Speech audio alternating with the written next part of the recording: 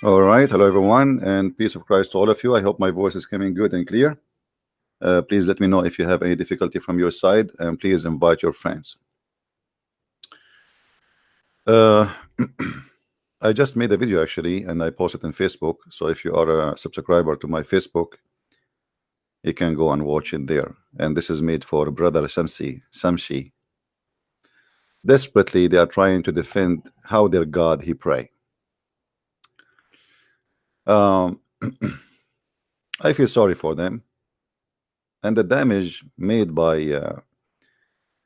Muhammad hijab, it cannot be repaired. You know, Islam exposed widely by his stupidity when he said the truth. You know, when the Quran says that Allah he pray on Muhammad, and by the way, our topic is about 10 things I like about Allah. So we will go there, but just to share this is a little bit information here. The Muslims, they try to say that this verse speaking that Allah he sent a blessing on Muhammad. But as you notice, there is something stupid here. Something very bad happened. If Allah is sending a blessing, as they claim, then why the verse saying Allah and his angels? Because if Allah he sent the blessing, the angels do not. Who need the angels anyway? And how you say Allah and the angels both, they do the same thing. Because angels, they receive a blessing from God the same as a human being. If I say to you, bless you, simply I am making it short. I am saying may God bless you, because I cannot bless anyone. Blessing is a support of God to someone.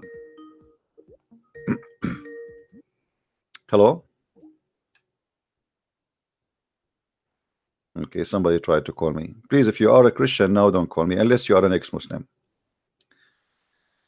So Allah and his angels send a blessing. This is the Muslim translation trying to cover up the problem. If Allah send a blessing, who need the blessing of the angels? Because all the blessing is coming from Allah if he is God. Angels are not required no more. Believers, because he says, and ye that who believe send the blessing, which means even Muslims are going to send the blessing. So what the Muslims can do more than what Allah did already? If Allah already he sent the blessing, what the angels can do more than what Allah he did? What the believers can do more than Allah he did? That is stupid. That is an insult to your God. You are just saying to us that me and angels and Allah, all of us, we can do one thing, which is sending the blessing. That's mean I am God too. The Muslim, they try to fix it, they make it blind. Because if you are saying that angels and believers and Allah, they are showering the Prophet with a blessing, that's mean all of them, they are gods, equal gods. They have equal ability to do one thing, which is giving a blessing to someone. Guys, is my idea clear?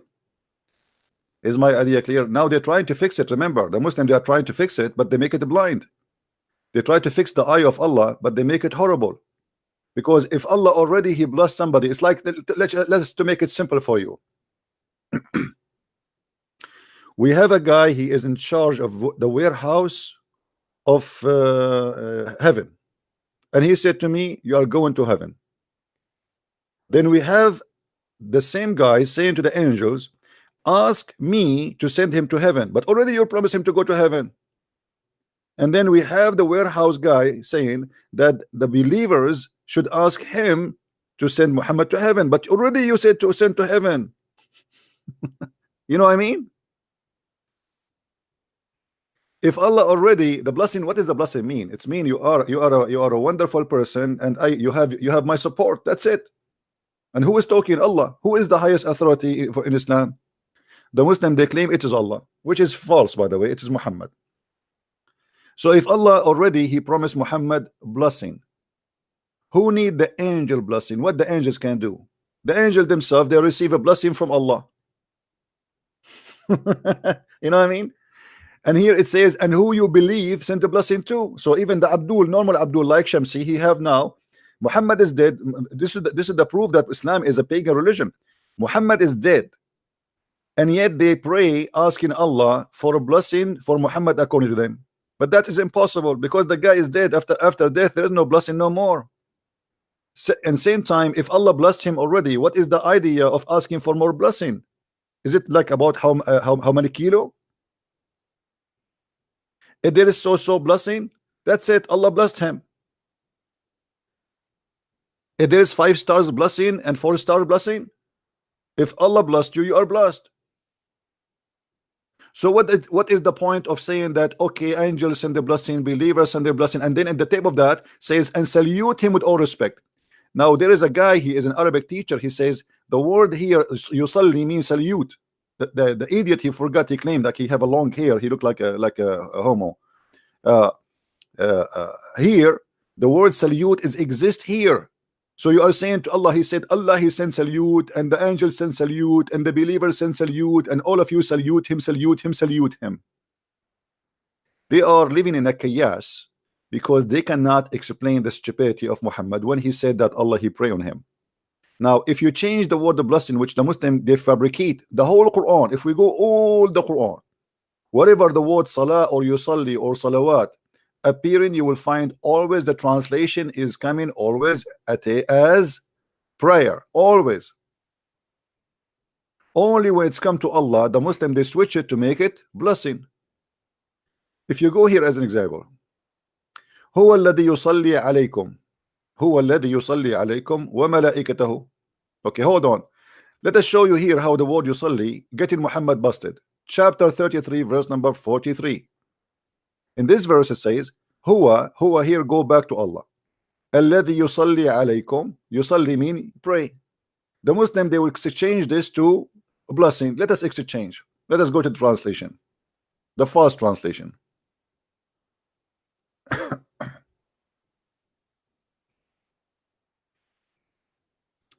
Here we go again. He it is who send the blessing on you, and as do his angels. But look what happened here, that he may bring you out of depth of darkness. He may. You receive a blessing before you go out of darkness. Guys, look, when the Muslims, they change, they fabricate the translation, look how they make the Quran look so stupid. Because what you are saying to me, that those people are in darkness and Allah, he blessed them before they leave darkness. They are may, that may, you see the way may. What a stupid religion. How you are promising them blessing before they leave from the deep darkness. People, they are blessed if they believe in God, not before they believe in God.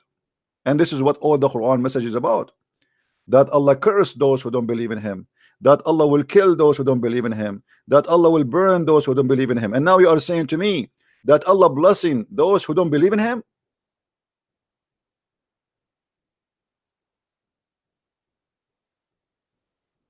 Are we following, people? Are we following? Do you see how this sentence here get the Abdul busted? If Allah is sending a blessing here, sending a blessing to who? To people who don't even believe in him. Because it says it clearly that he may bring you out of your depth of darkness. There's no way that the Quran here is speaking about people who they are Muslims, believe in Allah, yet they are in the deep darkness. Same time, the verse here says, it is he who sent the blessing on you and do his angels. Again, the same poo-poo. If Allah is the only God, how he make himself equal to his angels? Because now both of them, they are qualified to give a blessing. According to any monotheism religion or belief, only God can give a blessing, unless Allah, he have partners. And here we see in the Muslim translation, partner in the ability. in the qualification, because not only Allah can give a blessing, angels can give a blessing based in the Muslim translations. And that means Allah and the angels both are the source of a blessing. You see, it doesn't say it is he who sent the blessing to you through his angels. Then that the meaning will change then, right? But it doesn't say that. It says it is he who sent the blessing on you, as do his angels, as equal as. It's like saying to you, there is two people who know Islam very well, Christian Prince as and as CP too, like, because we are two, you know. If you look at me in the mirror, you will see two people. So here we see the stupidity again when they try to deceive us with the word of blessing, because the word of blessing made Islam clearly not a monotheism religion. So they try to save Allah.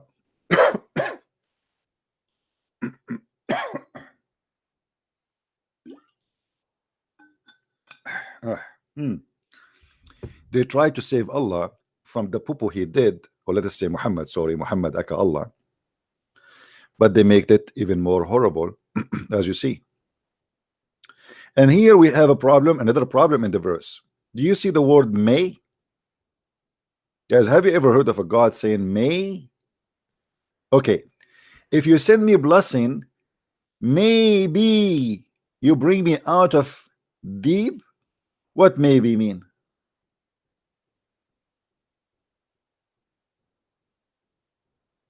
Anybody can tell me? Maybe. So he's blessing people, they are still in darkness, which is against the Quran. All of it. If we go in the Quran right now, just to show you some verses of poo-poo.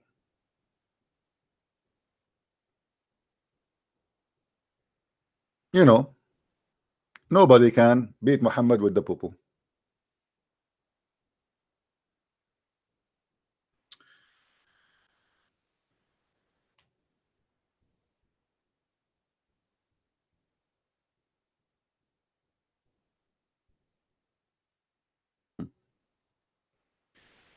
Those who they are in darkness, Allah he cursed them, chapter 2 verse number 88.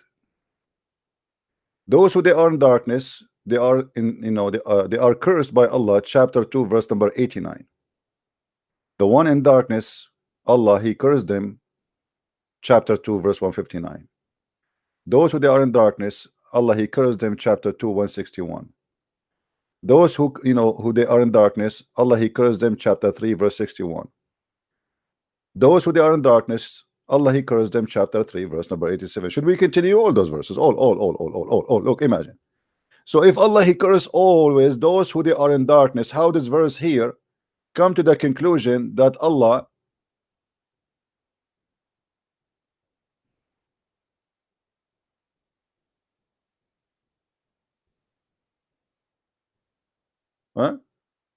he sent his blessing on you? I mean, something here very stupid, right? And we can go all over the verses in the Quran. It's the same story. The true meaning here for the word blessing is not exist. The word here is yusalli or salah, that Allah he sent a prayer on him, and that makes sense with the word may. Correct, guys?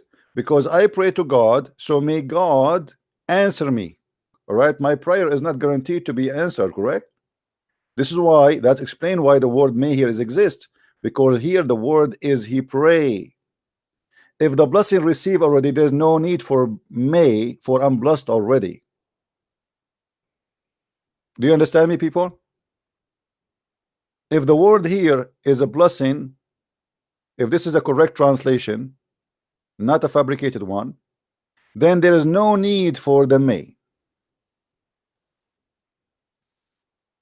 For the one who receive a blessing of God, that's mean he is saved. You don't say I blessed you when you are a bad person. You don't say that God blessed me because I'm a drug dealer. You don't say that God he blessed me because she is a prostitute. You have to repent and you have to come back to God, and then you will receive the blessing. The blessing is not something you receive when you are a bad person. So blessing sent to you, maybe that does not make sense. Obviously it's a fabrication. So what makes sense? It is pray. Allah, he pray on you,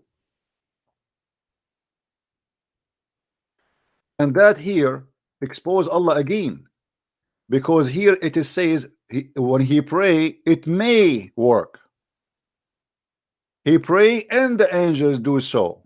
What the angels they do? They pray.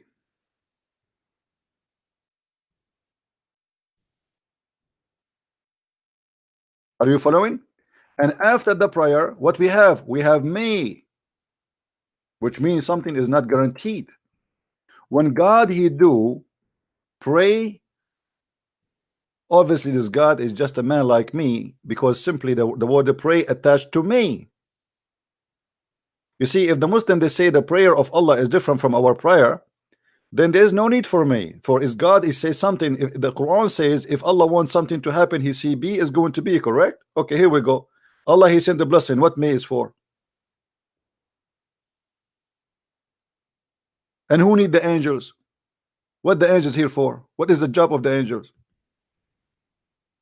And as you see, it says it clearly that Allah he pray and the angels they do so the same exactly as Allah he do. That's mean angels they have same ability the same as Allah or Allah. So the correct translation for this, that he it is who send prayer on you, as do as his angels pray on you, that he may bring you out. And here we have a problem. Anyone notice there's one more problem? Anyone? There's one more problem. Who noticed with me? Let us see who's of you with a very high IQ. There's one more problem missing we did not cover yet. Anyone?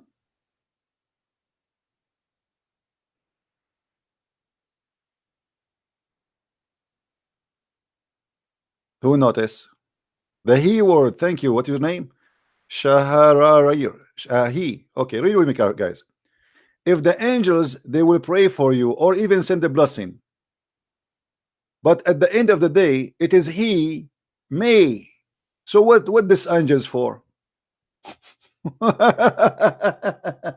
mean, who need the angels if it is he at the end of the day? I mean, what the angels are doing here? And as long he still he cannot, he is not sure, because it says he may. He what? He may. Allah talking about who? About himself. He may. Well, he may be God, he may be not God, because obviously God he should be sure if God says something is going to be. So if Allah he pray for me to be saved, does that mean the prayer of Allah is not working? Let us make it fit with the Muslim translation. If Allah blessed me to be saved, are you saying to me Muslims that Allah he said may he bring you, because it's not guaranteed that the blessing of Allah is functional?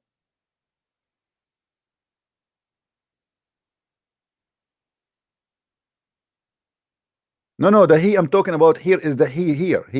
He, this is the problem more than the he in here in the beginning. Because what the translation now made out of it made the Quran really stupid and funny. Because if Allah he blessed me and then he says, so hey, he may, okay, he who, there's only one Allah?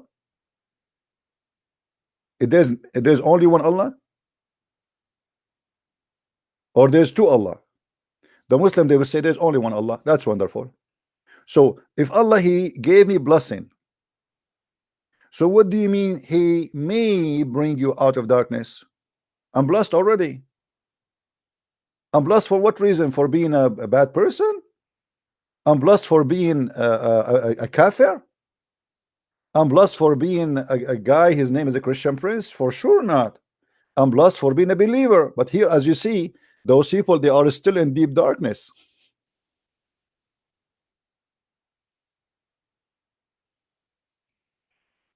Do you see it?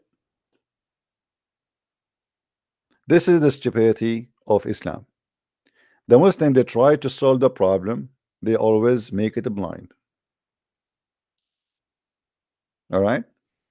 Now, I think we explained this enough. And again, I made a video in Facebook. If you are a subscriber on my Facebook, Christian Prince official Facebook, you can watch the video for Brother Shamshi. Now we go back to the topic which we started the title with, 10 things I like about Allah. Number one, Allah is a fool. As you see, here we go. We just give you an example. Allah is certified fool.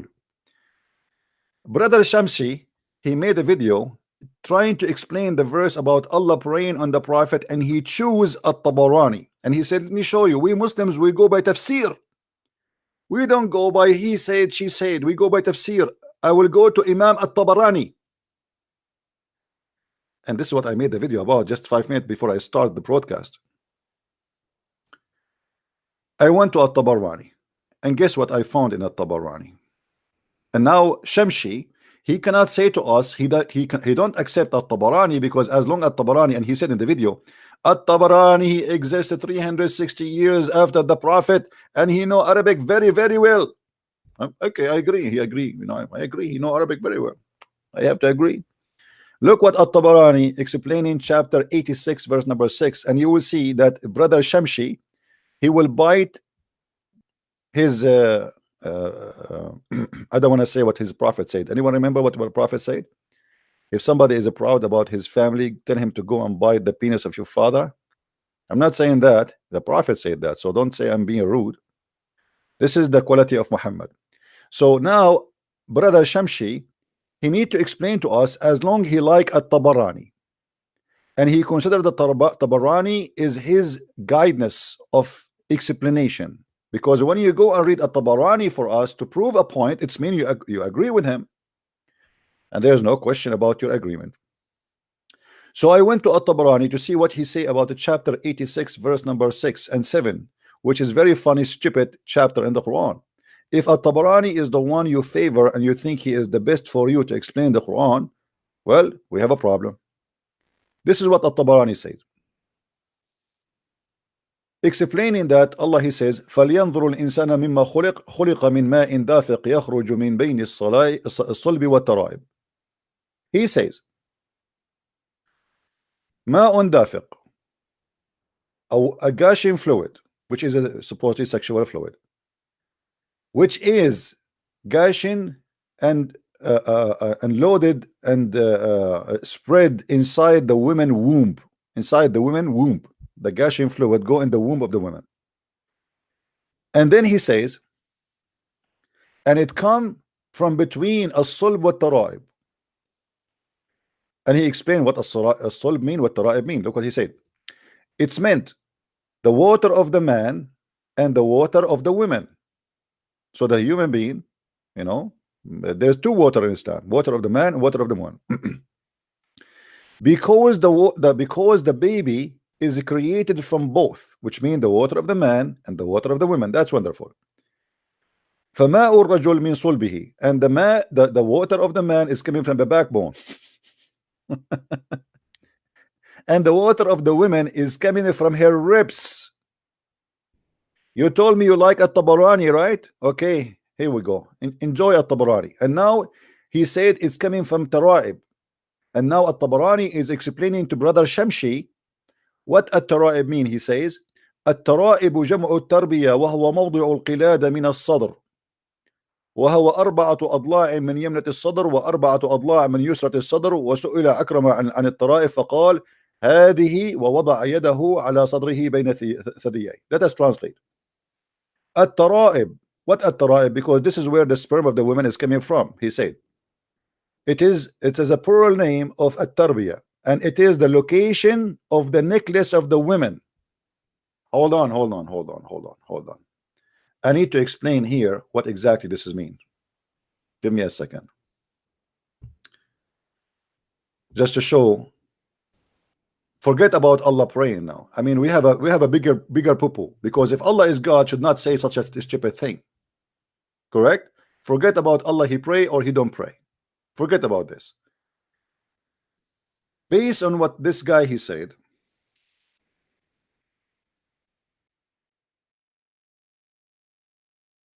Let's find a picture of a woman.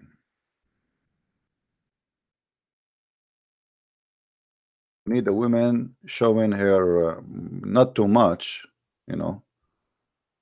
Okay, let's see.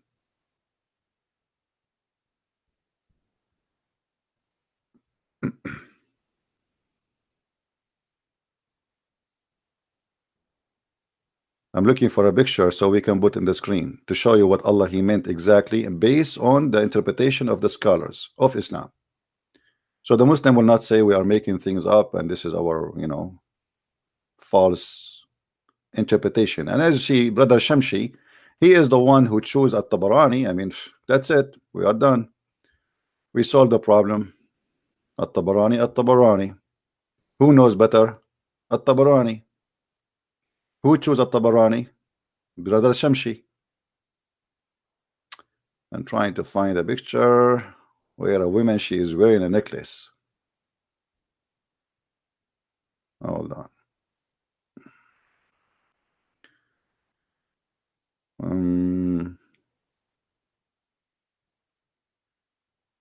Location of the necklace, huh? Yeah, right.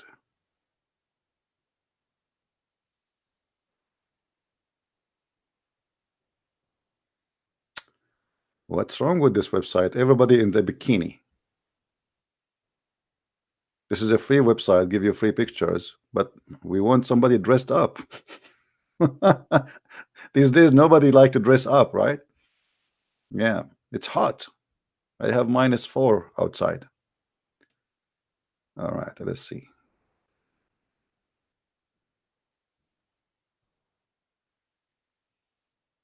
Man, all those pictures, either they are not wearing a necklace or they are wearing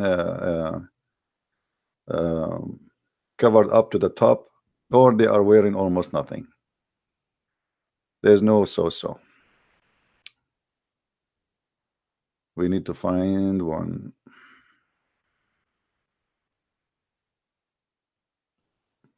Man, I review already like 300 pictures, still we could not find one.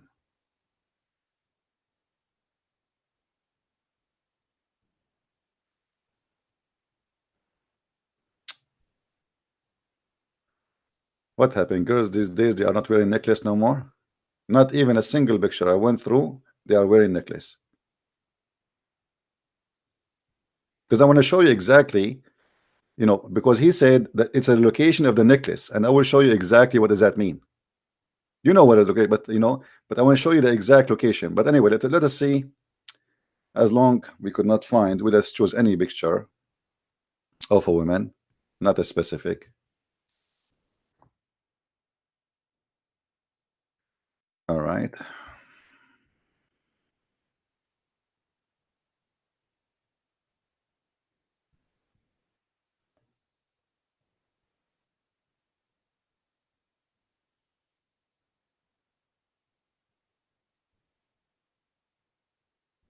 Oh boy. Come on, just one, just one. Not even one.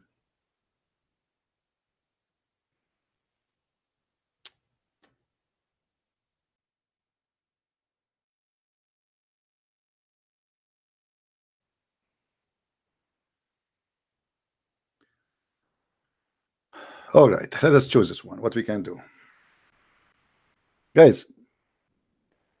The location of the tribe. I hope the picture will come to you clear. Let me switch the screen.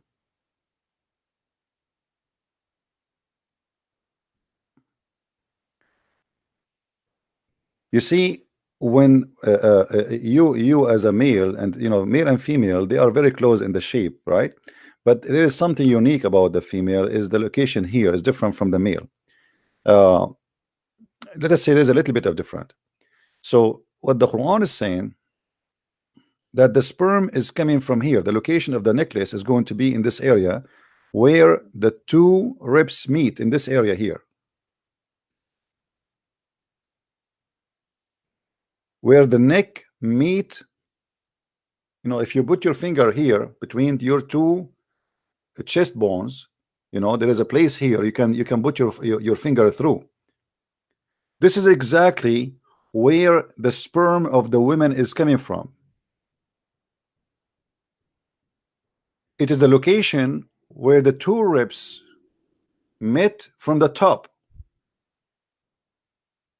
And this is what the Quran is saying, and this is what is the explanation saying. And obviously this is a proof to us that Allah must be God. I mean, how Allah he knew this unless he is God? Come on, think about it. You see, if Allah not God, he will not come with such a conclusion, which is extremely scientifically correct and extremely true. I don't know how many Muslims will convert to Islam after they notice this.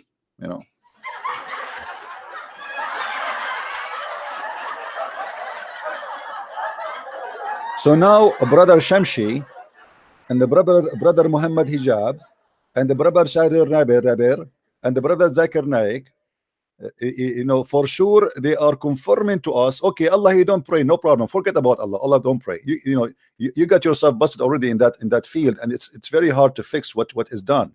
What happened is happened. Your stupid hijab, he said Allah he pray for, he don't pray to, and which is really not even true, because in the verse there it says Allah he pray on, not really to. But Muhammad hijab, he make it more even worse. He said pray for. However, if Allah is God and he says such a thing that women have a sperm coming from this location, so what I understand from your God Allah, which is obviously is an amazing God, that those women here, excuse me guys, I'm not being filthy dirty here, but I'm just to show you how stupid Islam is. This woman, she have balls here. This woman, she have literally balls here. And this is exactly where the sperm is coming from. And the Muslim, they want to convince us that Allah is God.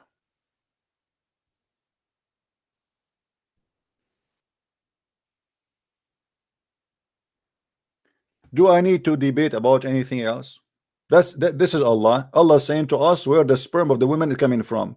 First of all, Abdul, women have no sperm. There's not even one single donkey in the world except that women have a sperm.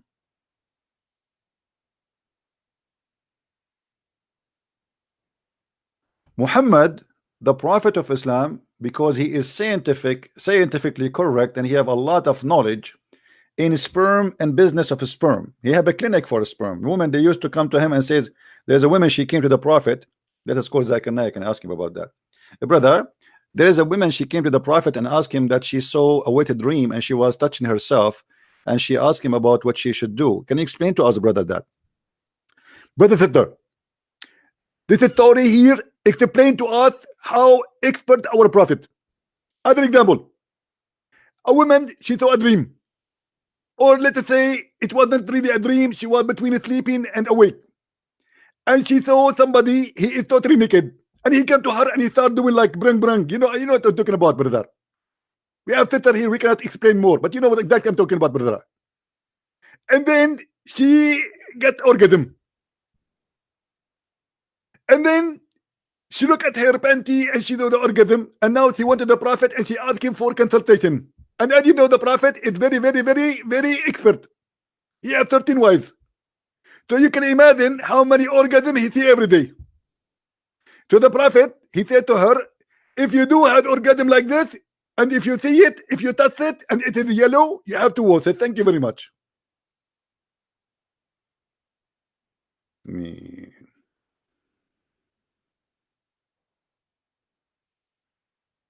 That is science. And Dr. Zakir Naik is a doctor, remember. Now, a Muslim, he might say to us, well, At-Tabarani is wrong. Well, At-Tabarani is wrong. You are the one who quote for me At-Tabarani, Shamshi. Okay, we change At-Tabarani. Forget about At-Tabarani. We can go to different one. I mean, look like all of you are wrong.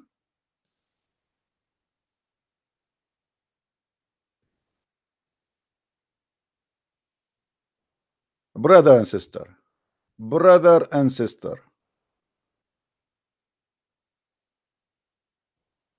Here at Jalalain, he tried to hide, but he cannot hide it. This is verse number 6. Let us go to verse number 7 and see what the Jalalain will say.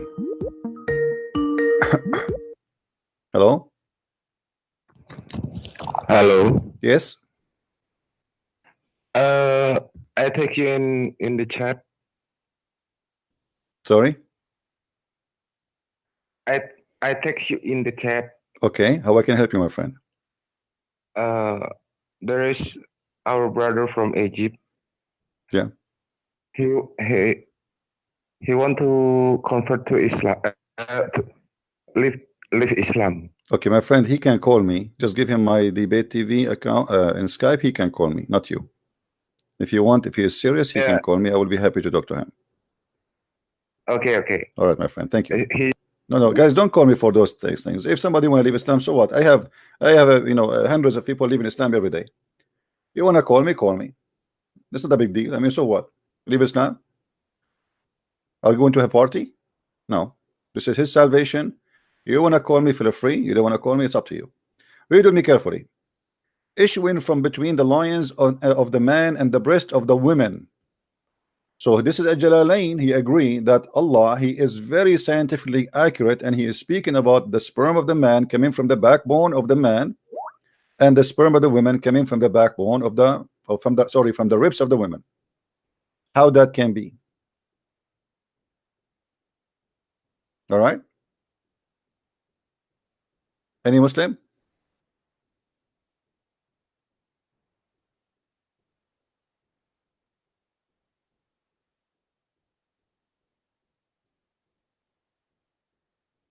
Somebody saying that you are Al-Fadi. My friend, I am not Al-Fadi. Who is Al-Fadi? People are weird. I am Al-Fadi. Is missing to say to me, I'm David Wood. What's wrong with people? Can't even recognize voices?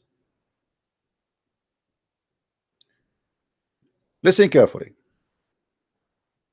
Don't send me, please, text messages to my Skype if it's silly. I have a topic. As you see, you are disturbing me from my topic.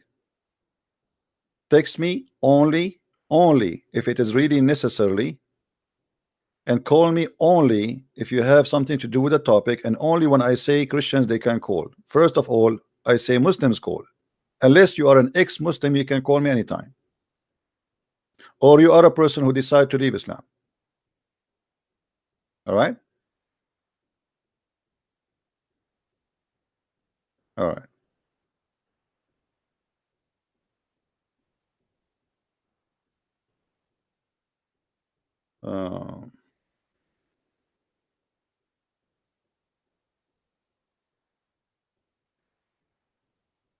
Now, you see, if God is God, he will not do such a poo-poo as we see in the front of us in the screen.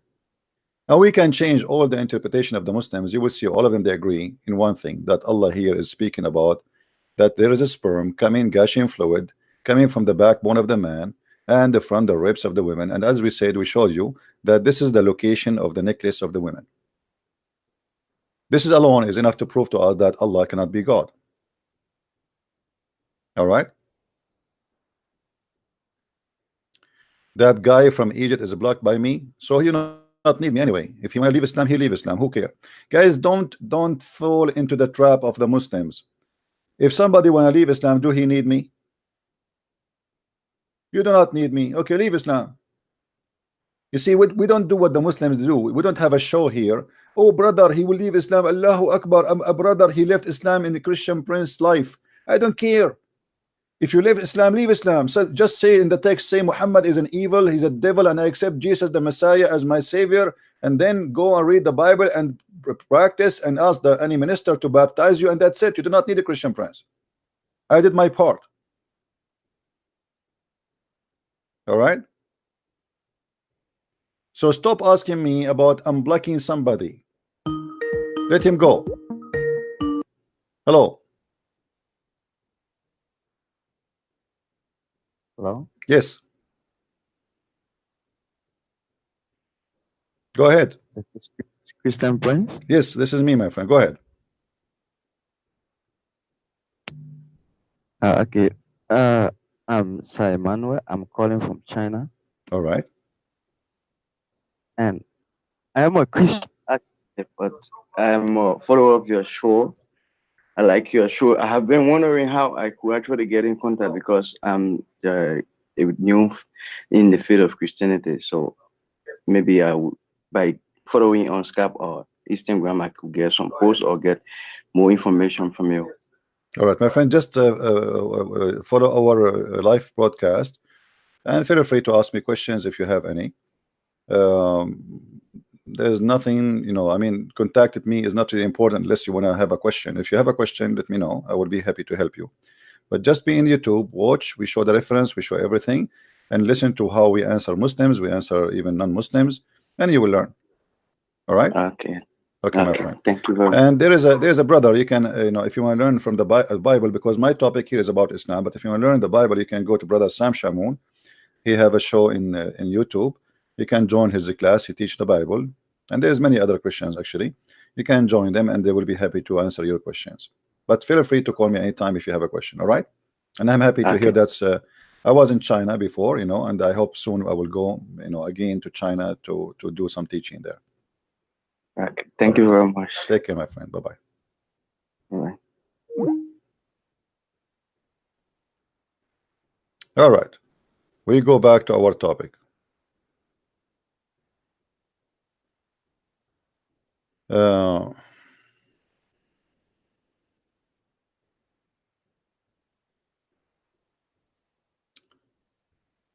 Now, in front of you, I have a challenge for the Muslims. You see, I don't want to show you that we are picking something stupid, Allah He said. But however, as long Allah He said that, it's mean Allah cannot be smart. Correct? As long the one who said this in the front of us is Allah, then the Muslim, they cannot claim that Allah is a smart God. You see, the Muslims believe that every word in the Quran is from Allah. If you ask the Christians or even the Jews about the Bible, they will say no, the Bible is not written by God. The Bible written by man, human being like me and you, prophets, or even there is a stories in the Bible. It's a book of history about God and man, as simple as that. So in the Bible we have stories about people did bad things.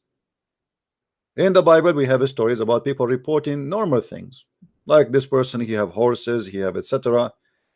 It's not necessarily God is talking. There is God there and there's man there talking. Here we have 100% supposedly God talking.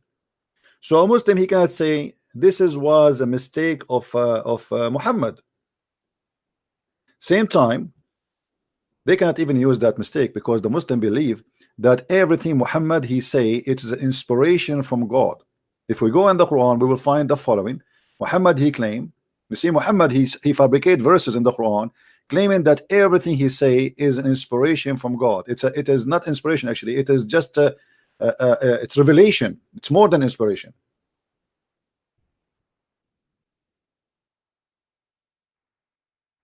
وما هو إلا وحي يوحى. This is what the Quran says about Muhammad words. إن هو إلا وحي يوحى, chapter 53, verse number 4. Everything Muhammad he say, it is inspiration from God. We can go right now and check the interpretation, and you will see this what it means. 53, 4. Let's do it. 53, 4.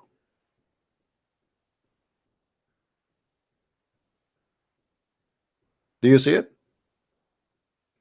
Everything is inspiration from Allah. It's revelation. Muhammad he said nothing. He speak nothing of his own.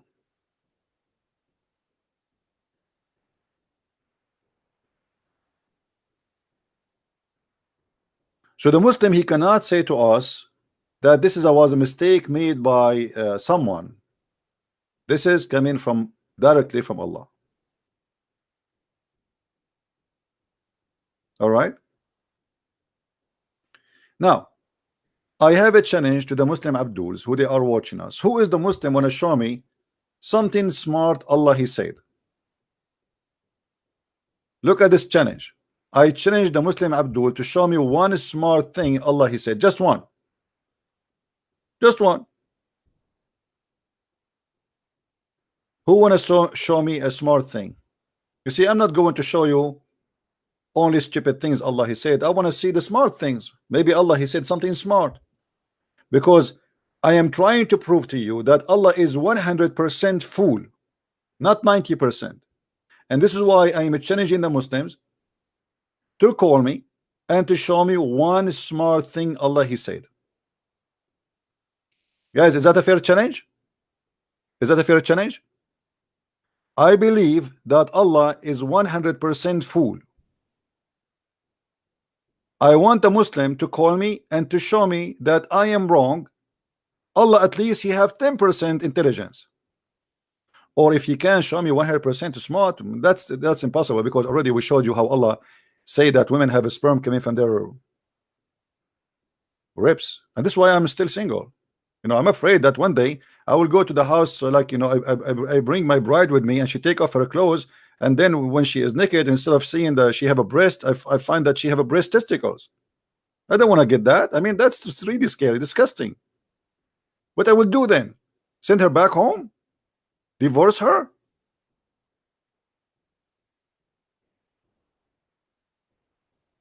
As long Allah is teaching us that women, they have a breast testicles, well, all of us men, we have to think twice and 3 times and 5 times before we get married. This is very dangerous.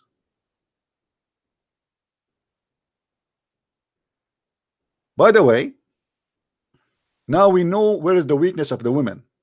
So if you have a fight with the women, you see the women, they have your weakness, they hit you there, right? So now you know where to hit them. I'm just joking, don't hit women ever. Any Abdul? Hello?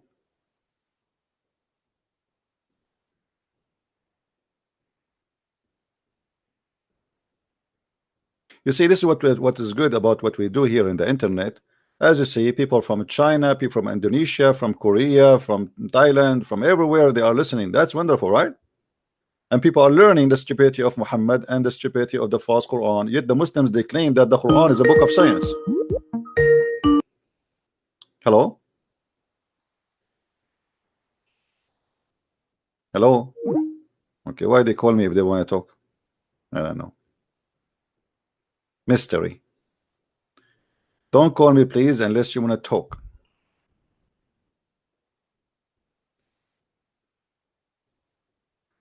If there is one Muslim want to call me and tell me one thing smart about Allah, just one.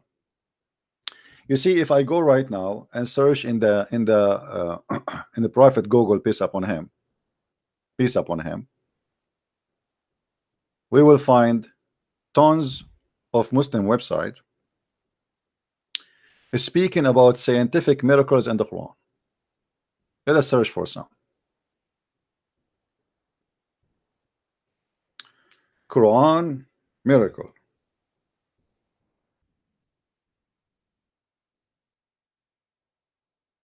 And then if we examine those, what the Muslims call them miracles, we will find all of them, they are shish kebab.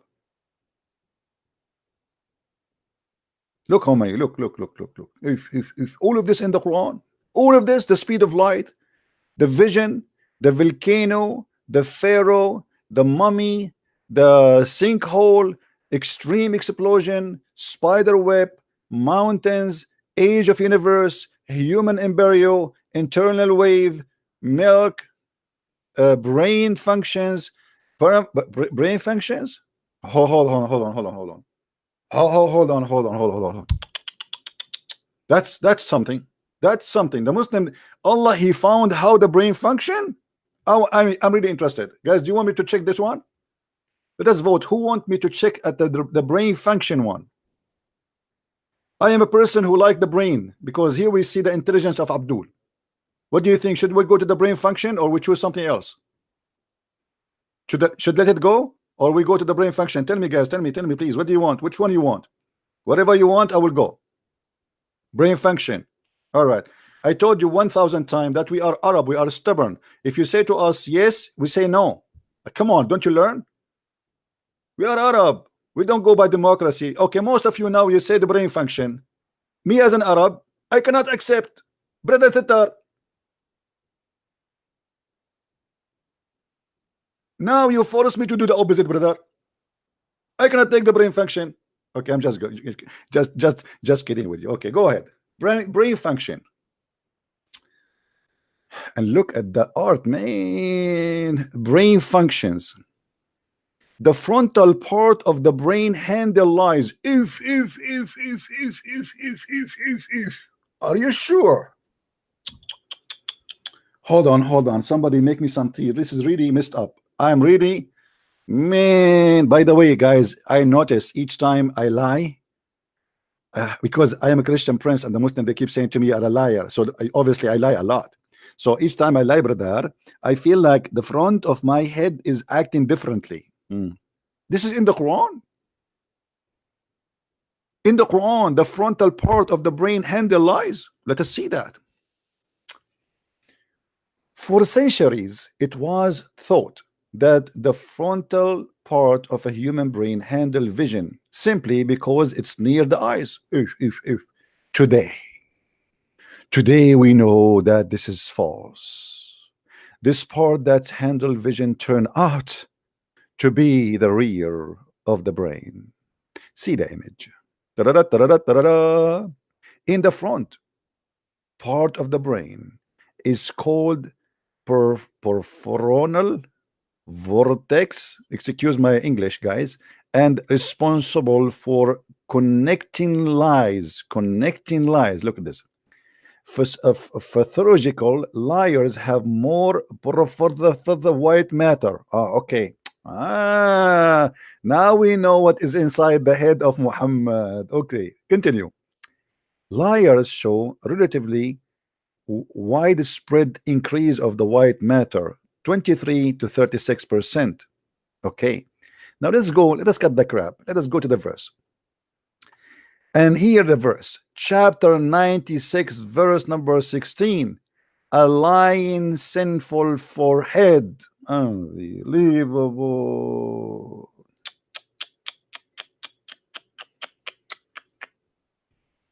Guys, I am in trouble. I am really in trouble. I mean, what we would do now? We said we challenge the Muslim to show us one thing smart. Allah, he said, and supposedly we were sure and look like we are not sure. Let me get you Abdul busted as usual. If we go to chapter 96, verse number 16, and we will do it live in front of everybody. Oh boy. I'm sure the Muslims, they love me.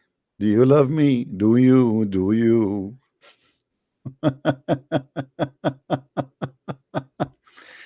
Guys, what is the sinful forelock mean? Somebody translate to me what forelock mean. Do you see how they lie? The Quran speak the nasiya is the hair of the front of the head. What the verse saying that Allah will grab them from their hair. This is not the head. Hello. Talalala. You make it a brain. Look like the Muslims. Hold on. I just discovered something I never noticed before.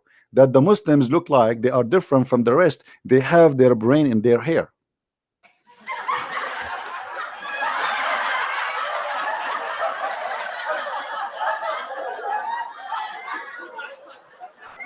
It's obvious, brother. It is really obvious. Right? Man. I don't see love from CP of those people. My friend, you are looking for my love. You need the love of the Prophet Muhammad. But just be careful. Don't sit in his lap. You sit in his lap, you are screwed. Just be careful. No love.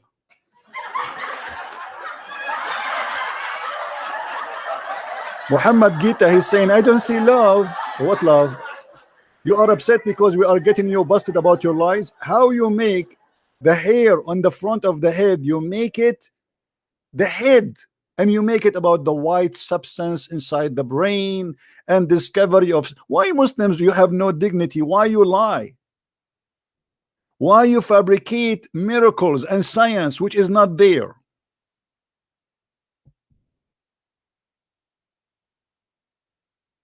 Hmm? Why you do? Shame on you. Shame on you.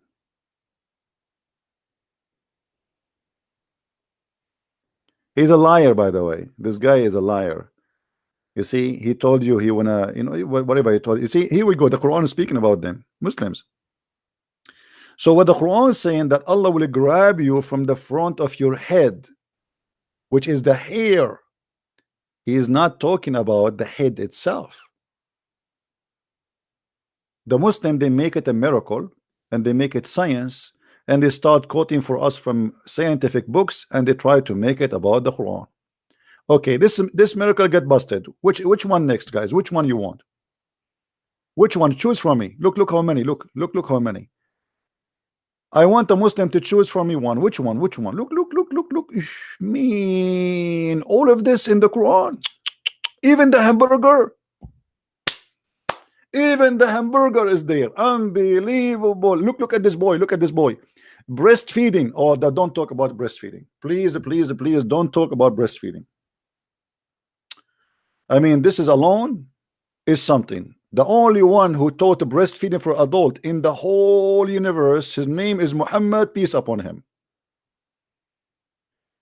And this is why I'm afraid that many of the men listening to me now, they might convert to Islam. Have you ever heard of a man, he is in the age of 50 something, he advised a woman, because a man, he is looking at her in a dirty way, to give him her her boobs? Man.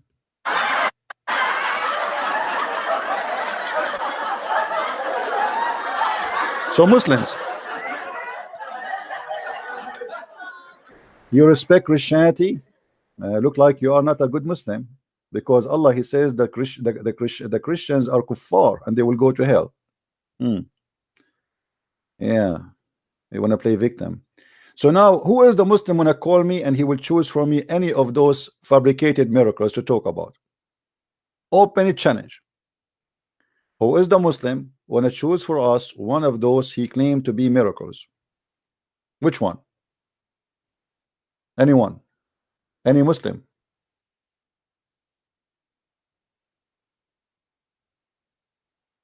Bagul, man. You know, one more time you repeat this guy, he is going to leave Islam. I'm going to block you too. Who is holding him from leaving Islam? Do he need to talk to me to leave Islam? Leave Islam. I'm holding you. Like, do I have a glue? If somebody decide to leave Islam, he left Islam. That's it. He do not need me. Bye bye. Hello.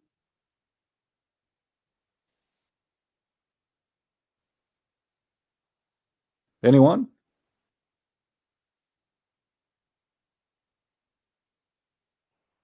Any Muslim?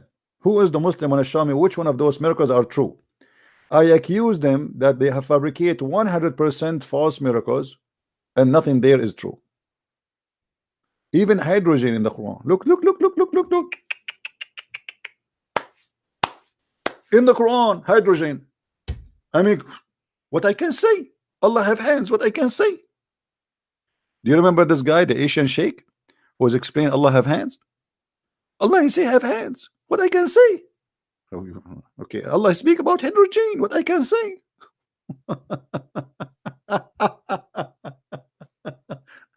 Allah spoke about the hydrogen. Allah spoke about tears. Allah spoke about expanding the universe. Any Abdul,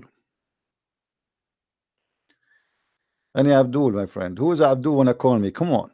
It's a challenge for you. Name for me the one story is true there. Anyone?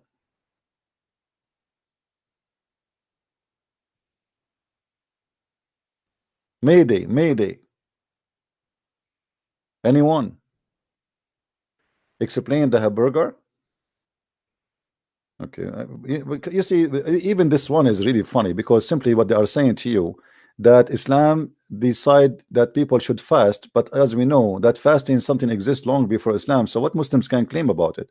When the Muslim they say if you fast decrease diabetes risk, if you fast etc. I mean this is stupid even to mention because this is not only you fast, even the Buddhas they fast. Same time the Muslim they don't fast. Or what the Muslims they do, they exchange the time of the meal. What is the fasting? It's a big fat lie. Muslims never fast. This is not fasting. Me myself and all of you, you heard me many times saying I eat once a day. How many guys, how many times you heard me saying I eat once a day? Is that correct? Once a day, which means once every 24 hours, honest to God. Sometimes even I eat not even like maybe 30 hours because like my chat is open, I'm talking. Let us see. Hello? Hello? Yes. So why do you keep talking about Islam? I like it. What's wrong? What's the problem? Some people they like to talk about belly dancing. Some people like to talk about painting. I like to talk about Islam. What's the problem? Well, it seems like you have this unhealthy obsession. Okay, well, explain to me what unhealthy obsession mean. It's very disturbing. Okay, are you saying that you Muslims you are suffering from that because every Muslim every day pray 5 times a day saying, oh Allah, please don't make us the same as the Christian and don't make us the same as the cursed Jews. Who is the one who have earthly oppression now? Don't you pray 5 times a day? Don't you pray 5 times a day, repeated the chapter of Al-Fatiha saying, Allah, please, please, please don't make me like the Christians and don't make me like the cursed Jews. What's wrong with you? The first thing you do in the morning before you touch your ass, you pray to Allah not to make you like us. My friend, no, I'm asking you, do you that or I'm lying? Do you recite Al-Fatiha 5 times a day or I'm lying? You're telling the truth. I'm telling the truth. Thank you very much. So why you do that? Do you have a health problem? Why you Muslims do that? Why you ask Allah not to curse you like the Jews and not to make you lost like the Christian? Why you don't pray your day, start your day with something beautiful? Okay, pray to your God and forget about the Christian, about the Jews. Why you cannot start your day without cursing the Christian and cursing the Jews? Are you finished? Yeah, I guess. Go ahead. Okay, I apologize for talking while you were interrupting me. Now, Oh, you are very polite, man. That's wonderful. Okay, go ahead. And I apologize again for talking while you interrupted me. Now, we are talking about you, okay? Why don't talk about you? What's wrong with talking about you too? You talk about me. I'm asking you the same logic. I'm using your logic. Your logic is the one who talk about something. He have a healthy issue. You pray 5 times a day, asking Allah not to curse you and not to make you like the Christian. Why you do that? Are you mental? So for the third time, I'll apologize for talking while you no problem. me. You can apologize 1,000 times. Still, you won't answer me. You're trying to be smart. You're not smart. Here we go. I'm getting you busted. If you are saying to me that the one who speak about the topic non-stop, it's mean he have mental issues. Why the first thing you do in the morning is cursing us? I apologize for interrupting me, etc. You want to repeat that? I can put a recorder for you. Now answer me. Go ahead. The problem with you is you're full of hate, too much hate. What about, okay, let us talk about hate. I will go with you. Chapter 5 verse number 14, it says that Allah he spread hate between the Christian, which means if I have hate as a Christian, you have to blame your God Allah because he is the vendor of hate. The supply of hate come to the Christian from Allah. Do you know that? Nothing wrong with that. A second ago you say the problem I have hate, and now the problem is not hate no more. Why you said to me a second ago that if I have hate, you are saying the problem you have a lot of hate. But now I mentioned to you chapter 5 verse 14 says that Allah is the one who supplied the Christians with hate. Suddenly hate is good. Which Christians? The Christians, us. I'm the Christian. Here we go. The Quran says that chapter 5 verse number 14, it says, let me read for you. You know, from those who Allah to call themselves a Christian, we took a covenant, but they forgot a good part of the message that we sent to them. So we string them with enmity and hatred between one to another to the judgment day. So as long you are against hate, are you willing to condemn the teaching of your God, and he is the one who supply us with hate? Which Christians? Me, the Christians. Which Christians? The Hindu, obviously. It could be any kind of Christian. It doesn't matter what kind of God he supplied them with. matter. What kind of God? As long you are against hate, be honest with yourself. As long you are against hate, what kind of God he supplied people with hate? Where, according to this verse, where people get hate, they go and call Allah. The warehouse of hate is Allah, as you see. I think it's talking about a specific kind of Specific, Christian. okay, specific, no problem. Why you want to spread hate? And at the same time, it doesn't say specific. You know what? Get me busted. Show me it says a specific. Well, I can't show it now. But why you cannot show me? Why you cannot show me? What's wrong? Because I wanted to talk about you. Your mama is not there? Ask mama, ask daddy. They can help you. So why would you talk about my mother like that? I'm not talking. Did I say anything? I said ask them, because obviously you're acting like a baby. Ask mama, ask daddy. I said mama and daddy. Ask mama, ask daddy. They can help you. What does verse mean? The verse mean that the Christians, Allah spread hate between them until judgment day. You said to me this is about specific kind of Christian, but as you see, it says until judgment day. Have you ever heard of a specific kind of people? They live until judgment day.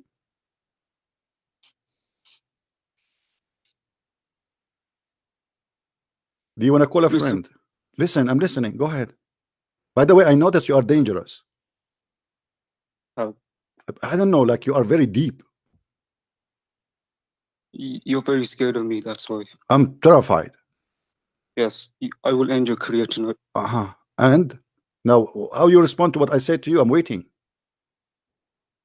Well, I think it's a specific kind of Christians. Doesn't matter. Let us say a specific kind of a Christians. Let us say Christians who have two noses. What kind of God he supplied them with hate? Why he want to spread hate? Is your God Allah is a devil or he is God? Because some people will never change. So you never change. So you supply them with hate, and then they will do what? They will go and do killing. If you supply somebody with hate, is that will make him better person, or will make him more evil, and then he will hurt other people? So what is the benefit of Allah? What Allah is generating as a benefit from spreading hate? The benefit is to test the believers. What testing? Well, those are not believers, Abdul. He cursed them with hate. What's wrong with you? Test the believers. No. By the way, how Allah look, okay, as long as you are talking about test the believer, have you ever heard of Khadija testing Allah by her legs? So now you're changing topics again. No, I'm not changing topic. You are the one who mentioned the testing the believers. According to according to Khadija, Abdul, listen. According to Khadija, she examined the inspiration of Allah, and she did striptease to her prophet, to her husband. And after the striptease, she asked him, an angel, he came. You know the story, right? You know the story, my friend? You know the story? How Khadija, she did practice striptease. Look, all those guys on YouTube, they are talking about that. All right? Here you will see Imtihanu Khadija Burhan al-Wahi. I don't know if you speak Arabic or not. The book of As-Sira al-Halabiyya. Let me show you the book. I like the book. I like the cover, actually. You know, As-Sira al-Nabawiyya li Ibn Hisham. And this is one of sources of the story. It says here, variant number 1, قال ابن إسحاق قال page number 239, variant number 1. عن خديجة رضي الله عنها أنها قالت رسول الله يا ابن عم أتستطيع أن تخبرني بصاحبك. Let us make the story short. Muhammad, he sees someone in the corner every day, and Khadija, she said to him, I didn't see him. He said, well, I see him. So Khadija, she said to him, okay, next time you see him, please my cousin, tell me. You know, the Arab, they call the husband cousin. So he saw him as usual, and then she said to him, okay, come here, Muhammad, come here, Habibi, and sit in the top of my right leg. And Muhammad, he sat in the top of her right leg, and she said to her husband, do you see him? You see, I'm showing you the screen. فتحول رسول الله صلى الله عليه وسلم على فخذها اليمنى فقالت هل تراه؟ قال نعم. So he sat in the top of her the right of her leg or thigh, and she said to him, do you see him? He said yes. Then she said, okay, stand up and sit in the top of my left leg. And do you see him? He said yes. And then she said, okay, sit up, stand up and sit in the top of me. And she took off her clothes, which means they want to have sex. And then she said, do you see him? Oh no, sorry. Now he sat in the top of her, but did not go like, you know, like totally out of. So he sat in the top of her, but she's still wearing her clothes. She said, still you see him? He said yes. And now she said she took off her clothes and uncovered herself. And the prophet sitting in the top of her, and she said to him, do you see him? He said no. She said, glory to Allah, this is an angel. Have you ever heard of a wife testing the angel of God by striptease before? Where is the English version of that? I don't know. You find it. I show it to you. I show you the reference in the screen. This is your Islamic website, library.islam.net, and you can buy As-Sira An-Nabawiyya Ibn Hisham in English, and you can find it. This is variant number 1, page number 239. I'll look into it. All right. So anything else, my friend, you want to say? You want to say to me? Yes, I hope you can be less hateful, more respectful. Okay, you know, my friend, I decided to stop hate. I want to marry 4 girls, Muslim girls, to show you how much I love Islam. Is that okay? So you are also a pervert too. I'm what? A pervert? What does that mean? Explain to me. Does that mean like I have like to have sex with the children 6 years old, like your prophet? That's a very terrible argument. What do you mean? Your prophet, he have sex with 6 years old girl. Does that make him pervert? You said to me, if I like to have sex with 4 women, that make me pervert. Your prophet, he have 13 wives and limited numbers of slaves, and he have sex with a girl. She is 6 years old. So so suddenly pervert is not in the dictionary in your more.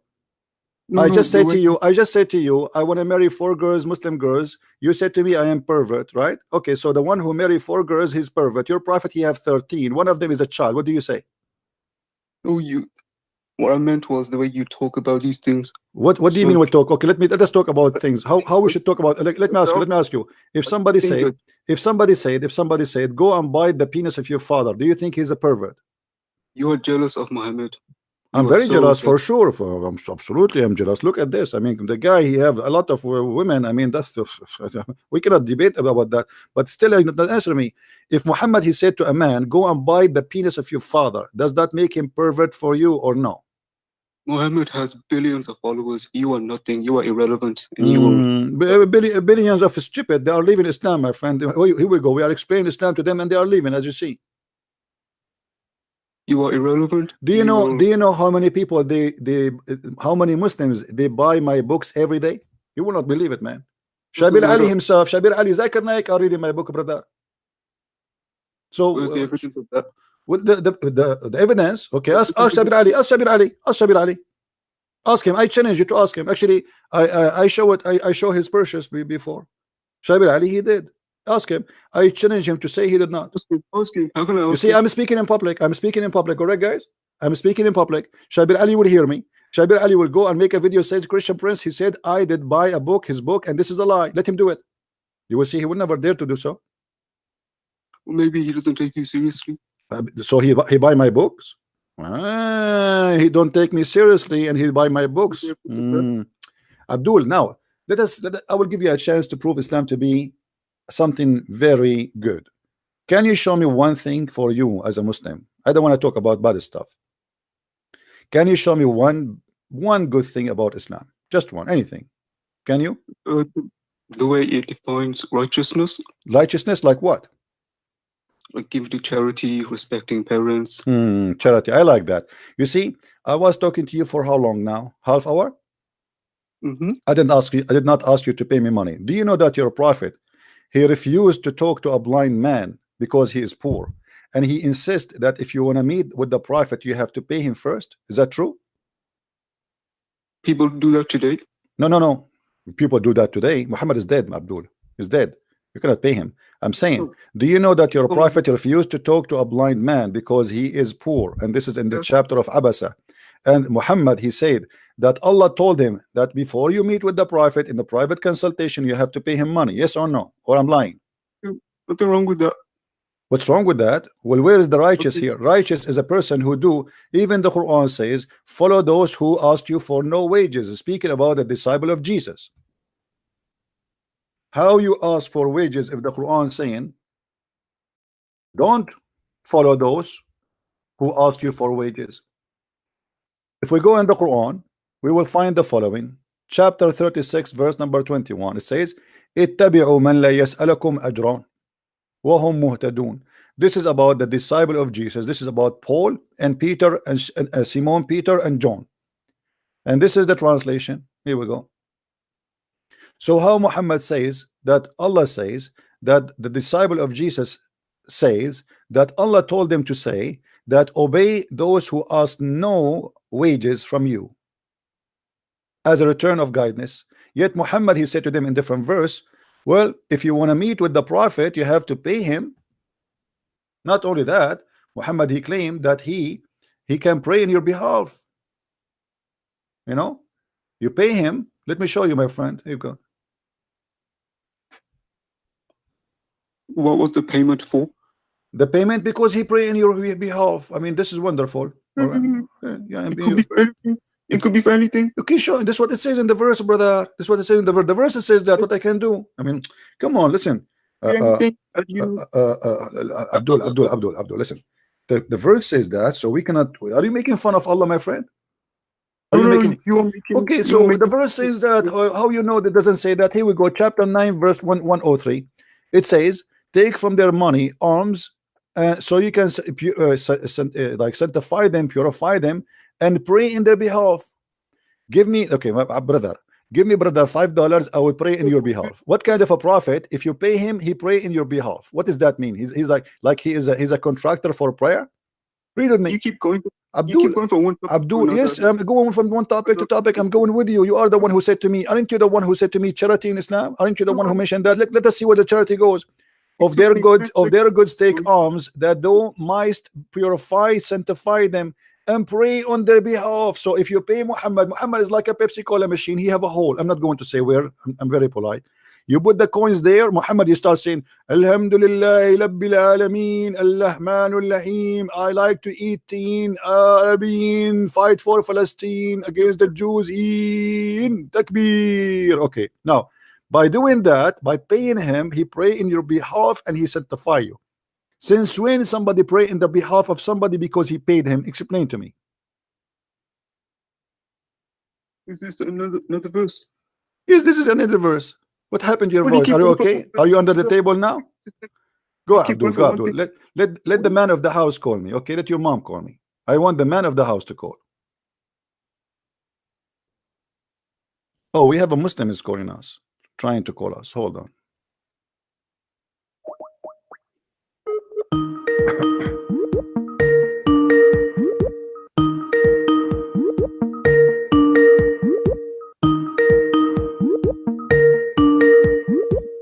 What happened?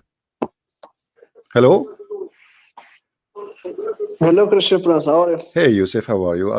Why you are calling me? What trying to say? What do you want to say? What you are talking about? We are talking about your prophet. You know, like, I don't know, a lot of things your prophet, he said, doesn't make sense. As an example, he said that women have a sperm coming from their ribs, and this is really scary. What do you think about that? I challenge you to show me the word sperm in the verse. Oh, there's no verse. Why? Oh, okay, hold on. Why you are lying? Okay, hold on. Okay, hold on. Let us see who's lying. Okay, hold on. We will go. Hold on, guys. Okay, we will go. Why you are lying? We will see. All right. Show me. Hold on. Let us see. Everybody will see in a second who is lying. This is verse number 6 and verse number 7. Let us see. In a second, people will see if this is I'm lying or not. Okay, here we go. Go to verse. Abdul. Hold on, Abdul, please. My friend. Hold on, please. You know, people. No, we show things. We show things in the screen. We show things in the screen, please. Okay. خلق من ماء دافق. Created from gushing fluid. What is the gushing fluid? He's talking about. Fluid. He didn't specific. Okay, what is that? Okay, explain to me. You are the smart. Okay, it's like it's smart to me. Yeah, the baby is created from no problem. Abdul, brother, you explain to me what is this gushing fluid which is coming from the backbone of the man and the ribs of the women will make the baby. Go ahead. The gushing fluid is the gushing fluid. What is that gushing fluid? Is it oil? Is it oil? Is it cheese? Is it what? What it is? What is that? The Quran doesn't say anything about this fluid. Why you are lying about the Quran? If okay, hold on. Okay. Let us see if I'm lying or not. Hold on. Everybody will laugh at you, my friend. Here we go. The Quran says how he created. What is the gushing fluid? We will see. Hold on in a second. Here we go. All right. First and Hold foremost, on.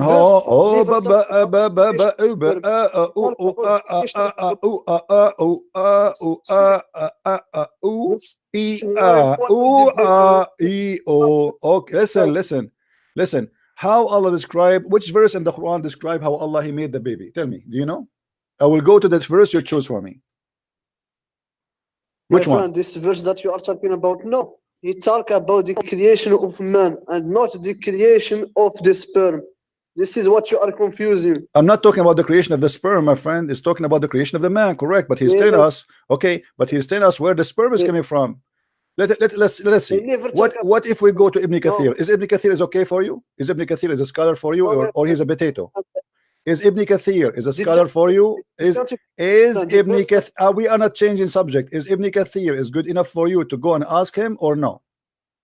Not in the scientific verses. Why? Okay, who is your favorite scholar, my friend? Why you are refusing the scholars? Who is your favorite scholar? Who is your favorite scholar? All the scholars, they are scholars in religion and not scholar of scientists. If you don't have any no problem. Scientists, okay, that's wonderful. This is a scholar of religion, not a scholar of scientists. Here we go. So look what they say. They are saying that Allah He speak about the sperm of the women and the sperm of the man. Let me ask you. Okay, hold on. Let me ask you. Why you are lying about the Quran? The Quran never say creation of sperm, the creation of a man, and not a creation of sperm. Okay, how the man is created from what? Yes, يخرج من بين الصلب والترائب. Okay. Who is يخرج? Guys, Yusuf, he speak Arabic. Did you hear him speaking Arabic? Correct? Did he speak Arabic? Okay. Yes. What is the interpretation? What is the interpretation for the scholar you like, so we can read for you? I just tell you, the scholar doesn't understand the science. If you don't have at this time of scholar, so are you saying the scholars at that time they are stupid, and you are the scholar today? No. At this time, the scholars are good in the religion, but not in the science. Okay. So are you saying to me that Allah was not good? He is good in religion, but not good in science. Are you saying that? I am speaking about scholar, not good. I know, but the one who said that it's Allah. Allah is the use the word tara'ib, not the scholar. What is the word tara'ib mean? What is the word tara'ib? What is the word tara'ib mean? What is the word tara'ib mean? Go ahead. What is the word tara'ib mean? Tara'ib is a part of a woman. A part of what? A woman. That's a big fat lie. A tara'ib mean the bones of the chest, the location of the necklace. You are lying, my friend. Why you are lying? Do you want me to get you busted live? We are discussing sperm. My friend, I asked you, the Quran used the word tara'ib. What tara'ib is? You said something different. The tara'ib is the ribs of the women. Why you are lying? Ribs of the women. Okay, so what is that? So what is that? When a man and women they have sex, is coming from the ribs of the women will make the baby. Go ahead. Allah in this verse, Allah says that the man himself is the man. It is the man who is between the sulb and tara'ib, and not the sperm. The man is between the sulb and tara'ib. The man. My friend, don't friend me, brother. It says a gashing fluid. Allah created you from gashing fluid. Did the Quran says Allah created you from gashing fluid? Yes or no? Does the verse says Allah created you? Does the verse says Allah created you from gashing fluid, and this gashing fluid coming from between the backbone and the ribs of the women? So what is the gashing fluid will create the baby? Go ahead. He never said this. He never said that the fluid it is who come between the back and the ribs. It is not the fluid. So what is no? It says he created it from gushing fluid. Everybody can see it in the screen. You are lying, my friend. No, my friend. Before this, he talk about the man. Yes, the human being. Yes, the human being is created from what? From ma'in dafiq, from gushing fluid. What is that gushing fluid which create the man? Go ahead, explain to us. If you know the basics of Arabic, we have Allah firstly speak about the man, then he speak about the water. then he speak about something coming from between the back and the ribs. Okay, what is that something coming from between the backbone and the ribs? Go ahead. What is that something? This something is referring to man and not referring to the water. Abdul, are you saying to me that all the Muslim scholars, everybody is laughing at you because you are saying to me now, all Muslim scholars, they are liars? Are you saying that? Are you saying all Muslims they do not understand Arabic better than you, and you are the only one who come with this in conclusion? All scholar Muslim at this time don't understand the science, because the science. But this is not about science now. This is about what the Quran is saying. Forget about science. Who's talking about science now? Hold on. What you are saying to me that Allah, you are explaining to me the science now or the Quran now, because you are getting busted. So you are trying to make it fit with the science. This is why. So the scholars, you get yourself busted. Okay, let me ask you. What about your prophet? Did your prophet say something poo-poo about this? Did your prophet say that this is the water is coming from the women and the man, and whoever comes first, the baby will be a boy? Did your prophet says that or no? This hadith is weak. I challenge you. This hadith is weak. It is weak hadith. Okay, let us see. Okay, guys, it's a weak hadith. It's okay. It's a weak hadith. Yes, okay, weak hadith. We will see. Okay, this is Sahih Muslim. This is a weak hadith. Yes. Sahih Muslim weak hadith. Okay, where it says Sahih, where it says This weak, hadith where it says weak, show me. I challenge you. Go ahead. Where it says weak. Show me the hadith. Here we go. This is the hadith. I will show it to you in Arabic and in English. Okay. ماء الرجل, as long you are a Moroccan, you don't know Arabic very well. ماء الرجل أبيض وماء المرأة أصفر فإذا اجتمعا فعل ماء الرجل مني المرأة أذكر بإذن الله. Translate. Let us laugh.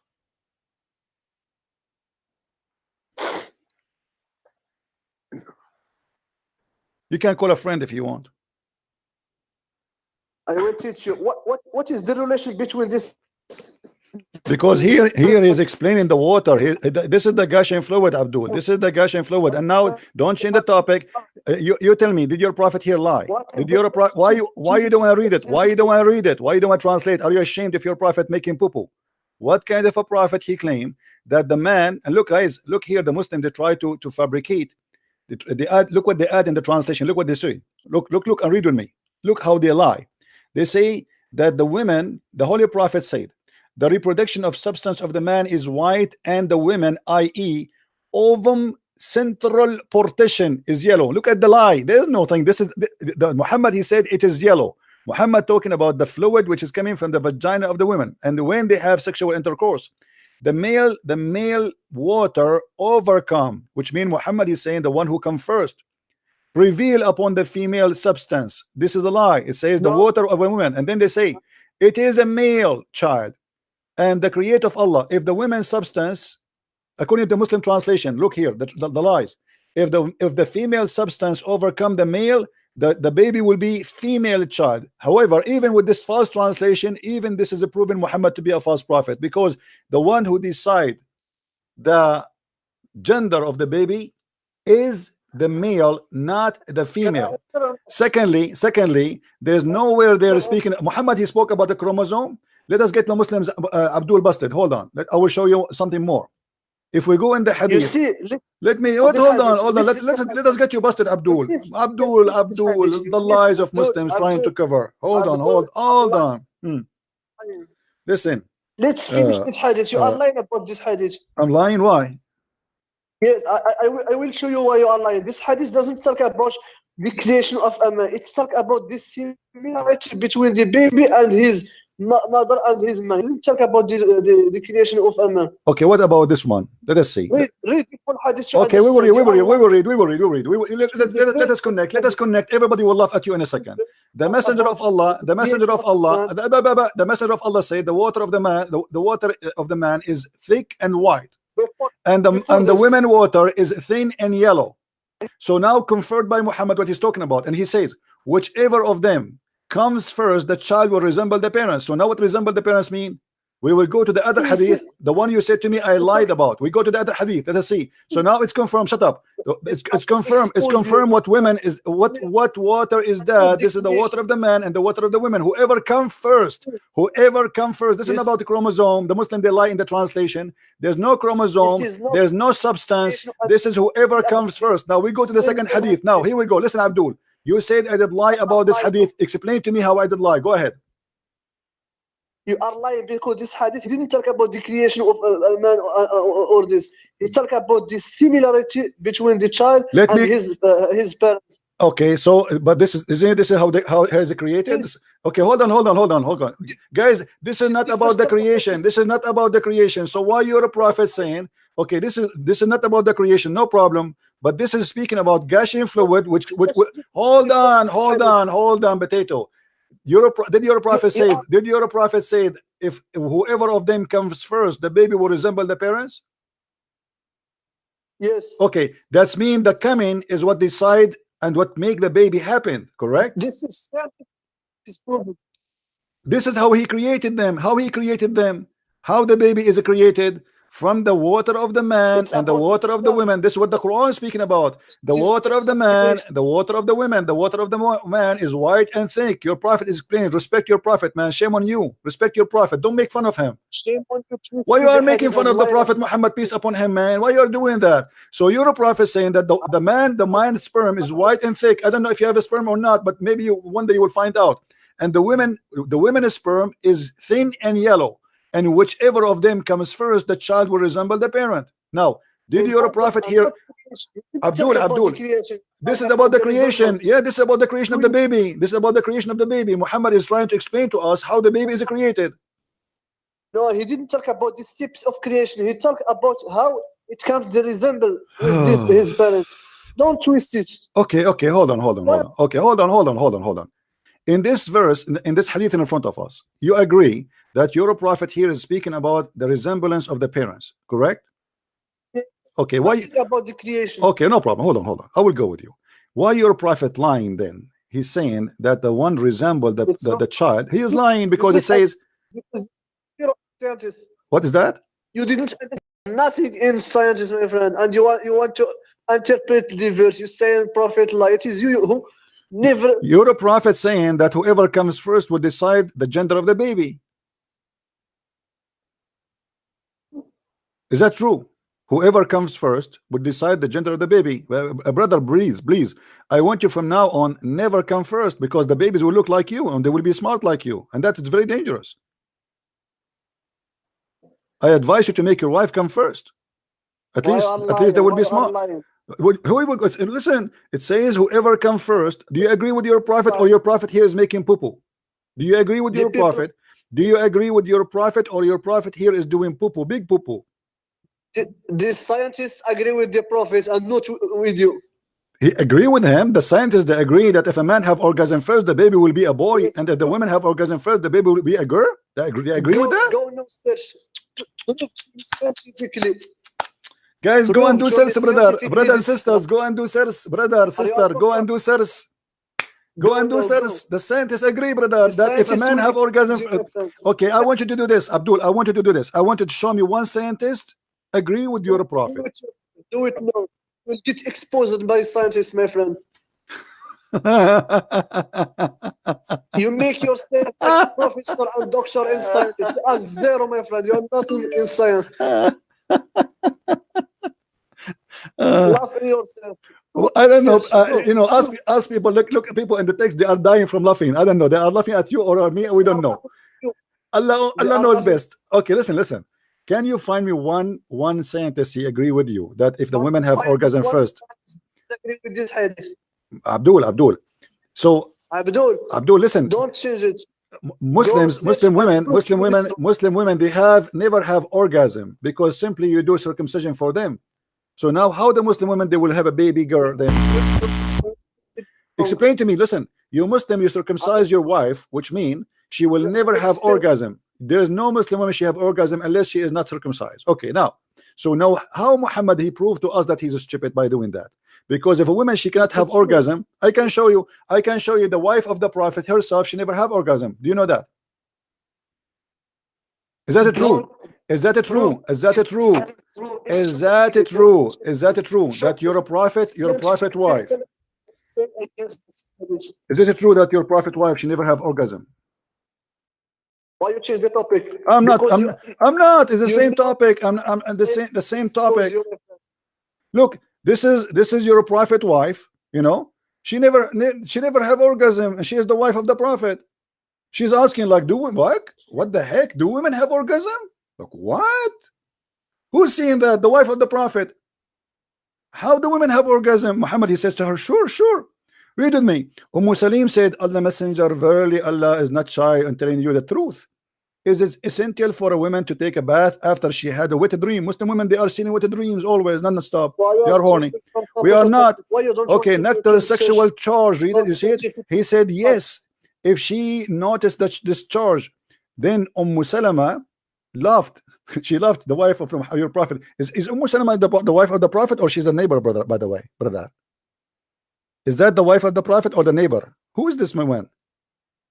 Muhammad, he never made his wives have orgasm. Look what she said. Salama laughed and said, what? Does the women have a sexual discharge? Muhammad, he said to her, yes, yes. How does her son resemble her, the mother, then? So Muhammad is claiming that the women discharge is the reason for the baby to resemble the mother. How do you respond to that? Why you are changing? Why you are jumping? I'm not changing. I'm getting you more busted. I'm getting you busted. Getting your prophet busted, who cannot even make his wife have orgasm. Who is this woman, Salama? You tell me. Who is she? Why she never heard of orgasm before? And why Muhammad saying why Muhammad he confirmed that the women have, when she have orgasm, that will make the baby resemble her, which means became a female. Prove to me that this is wrong scientifically. You are just waffling without any evidence in science. This you are making yourself I am going to ask. Or a doctor. Okay. You are just laughing. I am guys, anyone in the text, please post a link for how the baby scientifically. I want a Muslim to post for us in the text how the baby. I want you to go search. No. Okay, now, okay, if I show you now in front of everybody, okay, let us make a challenge. If I show you how the baby is made according to science, and this is against Islam, are you willing to leave Islam? What are you talking about? The creation of a man, of the creation or a sperm, or what exactly? You are saying to me how the baby is made, right? How the baby is made, right? But you are you talking about the verse or the hadith? Both. We will show you how the baby gender is decided, and we will show you how the baby is made. What do you think? I want you to show me that what the Quran says is wrong. Show me. Which one we want to show you? You saying, listen. I'm not here to waste. I'm not here to waste my time. But I can show you tons. Look, you see, all if I search, listen, if I search right now in Google, all those websites, they say how the baby is made. Which one you want me to do to choose for you? Look at the screen. Tell me the one you like me to click in it, and I will go there. Which one? Which one? Go to a website of scientists, and not just. This is all scientists. All of them, they are scientists. Which one you choose? You see, I'm giving you because you refuse to do the search yourself. Which one you want?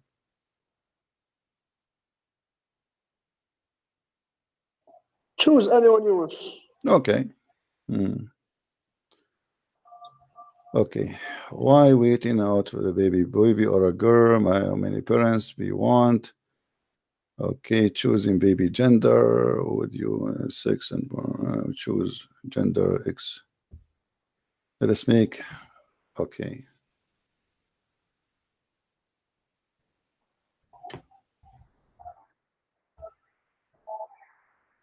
How to have a girl or a boy? Choosing baby sex. Was there a child or a girl? Boy, girl, brains, myth. Which gender you are. Okay, let's see this one.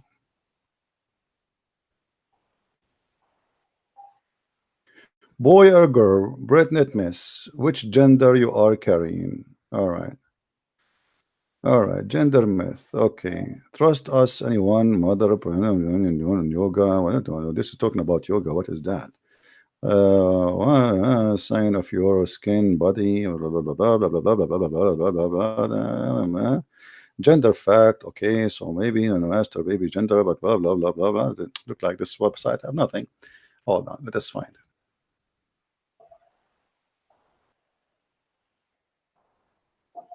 Hold on. We need to find a website speaking about science of babies. Anyone have one? If you have one, send it to me in Skype.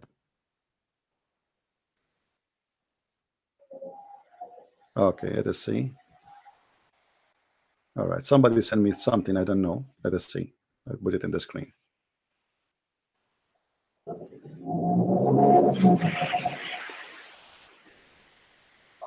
Getting Bretnet, how baby are made. All right. How baby are made. For women, blah, blah, blah, blah, blah, blah, 2 million egg, blah, blah, blah. Okay, as you see here, there's no gushing fluid for the women. It's the eggs. The egg is making the baby. Your God, Allah, he missed the egg. Okay, and then he says, the release called evolution, blah, blah, blah, blah. Okay, how do man make sperm? And the man body almost constantly work producing millions of microbes, sperm, blah, blah, blah. Okay, it's okay. So it's coming from here. This is where the sperm is coming from. Read with me carefully. It says, the average sperm lives only a few weeks in the man body. It's about 250 million, blah, blah, blah, blah. Okay. And then it says, to produce healthy sperm, despite wherever, okay. Does having an orgasm help baby making? Okay. Beside etc. etc. If in a man having orgasm, proper sperm rich semen in the vagina up. Okay. Blah blah blah. Okay. Okay. A woman orgasm also help concepting. It's study. Okay. Let us see. We're speaking about the gender. Which sperm get to the egg first? Okay, where is this? Where is the gender here? There's nothing in the whole article about the gender, my friend, the one who sent me this. Anyone see anything about how the gender is decided? Why you send me this article? We wasted our time. Who is the one who sent me this? You see how it is difficult to find it? No, it's not difficult, You my cannot- friend. It's not difficult. Hold on. You didn't Abdul, understand one hold side. on. As long as you are saying it's difficult, let me show you. Okay, let me go and search. I will find it myself. And everybody will laugh at you in a second. Everybody knows. Everybody already is laughing, Abdul. This is something very stupid. I mean, only donkeys, they will argue about this issue. Let us see. Let me find you. The one who did the search, he did not do the right search.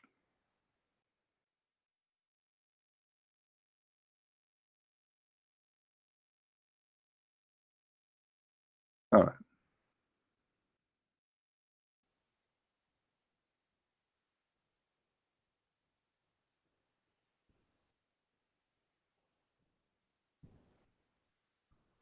Let us see.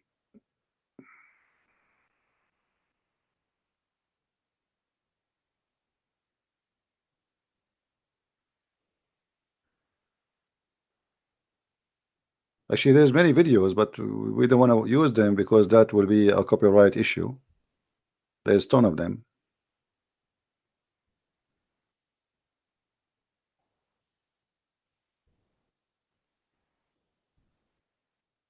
All right. Here we go. I just searched for how the embryo formatted, stage of the embryo, and development. We don't want Wikipedia. Stay away from Wikipedia. Wikipedia, anyone can write anything. Stage of development of the photos. I'm going to post the link. Everybody can go and read.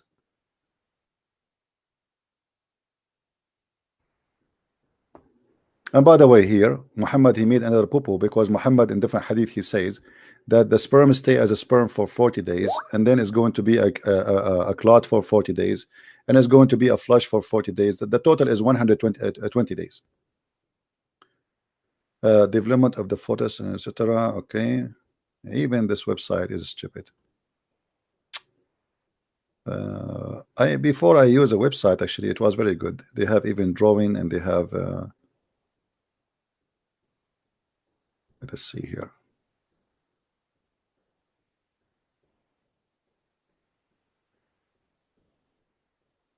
Maybe if we read in details, you will see the let us see.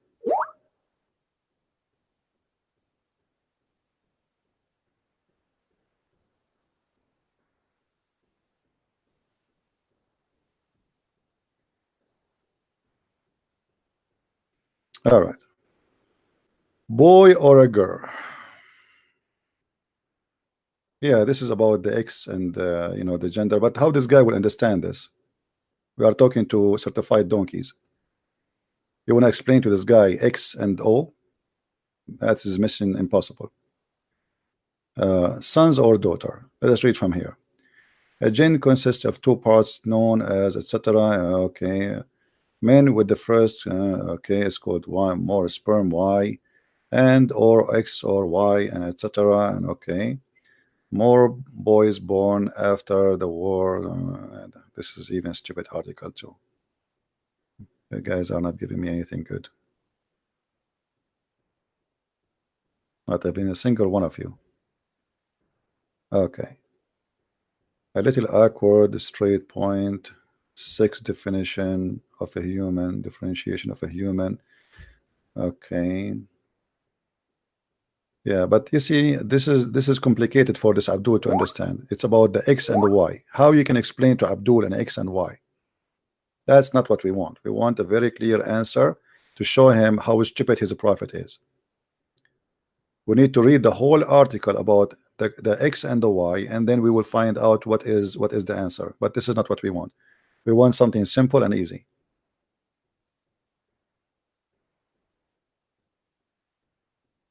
Let us see this one. Learn how the baby became a baby girl or baby boy. Okay, let us see. One of the most exciting part, your baby genes determine the sex. Okay, your baby's sex determined at conception by his or her genes. Okay, embryos with XY chromosome become boys, and those with X chromosome become girls. And there's 70 different genes, etc. And by the way, I read an article even not long time ago that even those they found that it was really the man who decided. It's not really the chromosome of both. This is what I saw in the article. They are saying they found that it was the man and the man only. But look here. It is the chromosome, according to this article. In the beginning, boys and girls are the same up until about 7 weeks to 8 weeks pregnancy. Both sex have what is known gentile ridge. All right. Advertising. The baby would develop a female sex organ if it were not male hormone testosterone at around week 7. The Y chromosome single that start transforming production and etc. But anyway, as you see, this is alone here is enough, because Muhammad, he said whoever comes first, that will decide the baby gender, correct? This is here is enough. Muhammad, he made it clear that the one who decide the gender of the baby is whoever come first. There's not even a woman pregnant yet. You come first, the baby will be like you. Doesn't matter if it's a male or a female. And here we go. This is science in front of us saying totally the opposite. Let us call this Abdul. This is enough. Let us call this Abdul and love together again.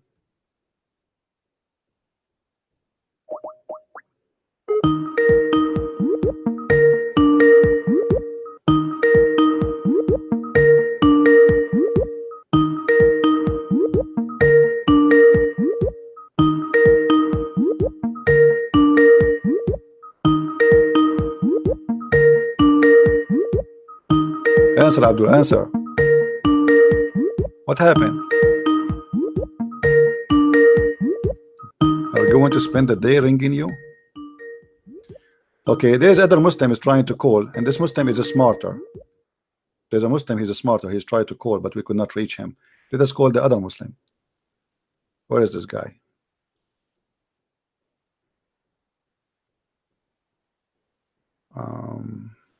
Isa. Okay, let's see what Isa want to say. Isa is smarter than this guy.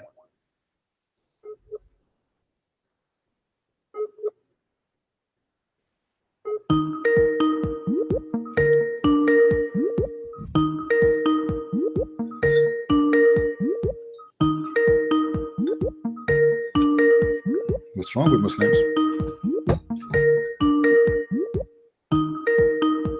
Okay, Muslims, they are in strike. Look like they are afraid to see what happened. Who is the Muslim is proud about what's happening?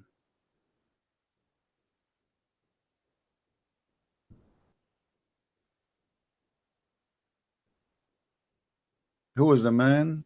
Who is the Muslim man will explain to us why Muhammad is saying such a thing? And by the way, here it says, read with me carefully. When I said to you that it's the man who determine, I made it clear. Men determine the sex of the baby depending on whether their sperm is carrying X or Y. As simple as that. It's not the female. You know, for a long time, people they blame the women, like Muslim men. If the woman she gave a baby girl first time, second time, third time, so what he do? He go and marry second wife, hoping that the second wife she is going to give him a son. You know, because they are ignorant. So men determine the sex of the baby depending on the or on whether their sperm is carrying an X or Y, and this is alone is enough to get Muhammad busted. Any Muslim have a comment? How Allah he say such a stupid thing? How Muhammad he say such a stupid thing? And remember, Muhammad when he answered this answer, he claimed that Jibril told him. Muhammad when he answered this answer, he claimed that Jibril is the one who told him that. It's not his idea. What happened to you, Yusuf? You don't want to call me no more? Yusuf? Mama is waiting.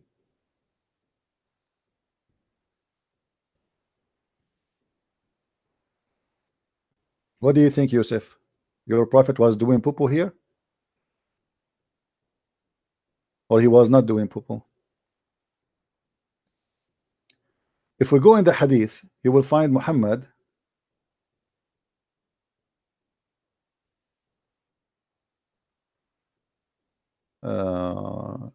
let us see.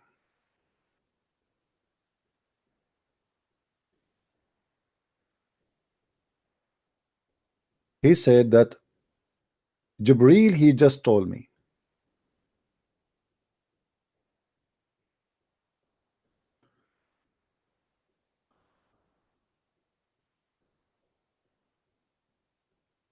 Let me show you the other hadith.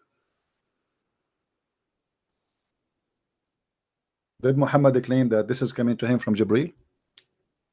Or he is just making things up? He claimed it is Jibril.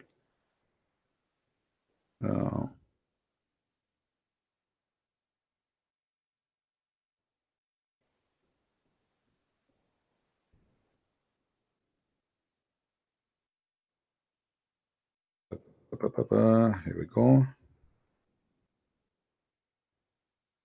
All right.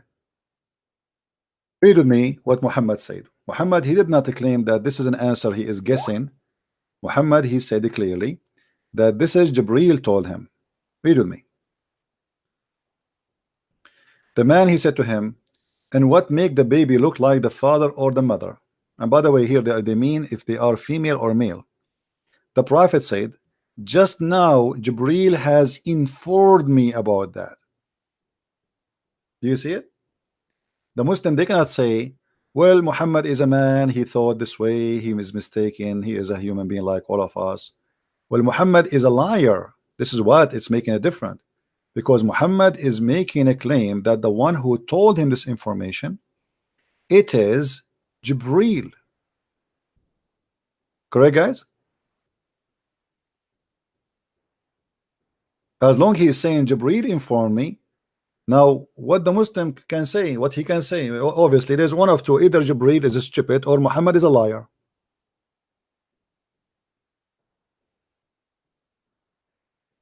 Correct, Abdul? It's okay, guys. We have enough. We do not need more links. I know that's it. I am not a doctor, but you know, this is something basic we learned when we are kids in the school. I mean, this is stupid. I mean, even to talk about it. But the Muslim, you notice, they go in denial just because the one who they are defending is their prophet. They go in denial. That's it. They don't want to agree. They don't want to believe. They don't want to, etc. And they want to go against what everybody in the world knows. And suddenly, just because Muhammad he says such a thing, the Muslim they want to believe in it. And there is no way we can give Muhammad any excuse except being a false prophet, because he claimed that Jibril told him. Who told him the Quran? Jibril. Who told him this? Jibril. So Muhammad here confirming the same source he received, everything he have from Allah is coming from Jibril. This is the guy, the pizza guy. Hey, by the way, guys, today I'm going to eat pizza. I want to eat with me. Honest to God, I wish I can invite you, but thanks God I cannot, because imagine I want to invite 600 people to my pizza. Obviously I would eat nothing. So I'm very thankful that you are not here. Unless the Lord the Messiah he plus our pizza and he will feed thousands of people with it.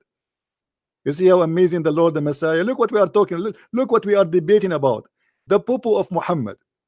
In the same time, the Muslims, they themselves, they have a chapter in the Quran. It's called the chapter of Al-Ma'idah, which means the chapter of the table, the food.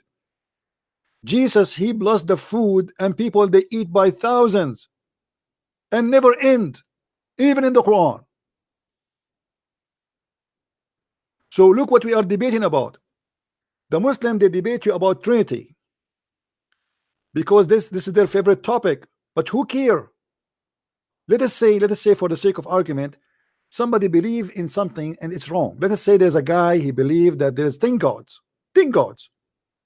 But then we found that he is right. So thank God there's 10 God. Then what we can do? If there's one is one. Being 1 or 10 will not make a difference. What make a difference is if they are true gods or false God. If you believe in one God but it's a false God, it's a false God. Correct? So believing in how many, that will not change anything. Who care? Let us say somebody believe in 1 million God, but there is one, and then we discover that there is 1 million God.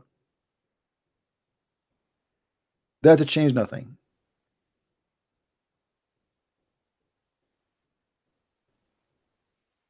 The Muslim, they love to debate you about this because they think they have something against you. Same time, we are the one who believe in one God, not you. In the top of that, everything Jesus does, your God cannot do. Can your God bless the food of somebody and multiply it to feed thousands? He cannot. Show me. What Muhammad he did, he claimed he stole the miracle of Jesus and he claimed it to his God. You see the thief? But he himself could not do anything. And he himself, he started making poo-poo, saying lies that he is a scientist, he's a doctor. He knows how the baby created. And look here at the story here. The story here that the guy, he came to Muhammad and he said to him, I will ask you a question. Supposedly this is the quiz of prophethood. He want to prove if Muhammad is a prophet or not. So he said to him, so he came to the prophet and said, I will ask you about 3 things which nobody knows unless he is a prophet. Look how stupid the story is.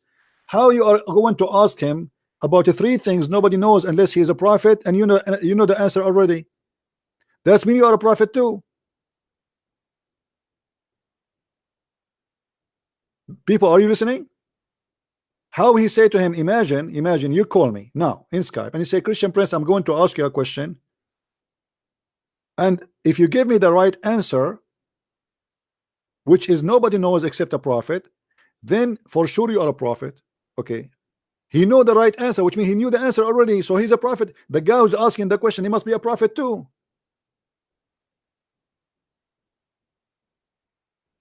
And then he asked him, very funny question, what is the first meal we will eat in the heaven? What first meal? What are you talking about? Muhammad, he said to him, we are going to eat the liver of the whale. The liver of the whale. Anyone knows why he chose the liver of the whale? Why the liver of the whale? Who knows?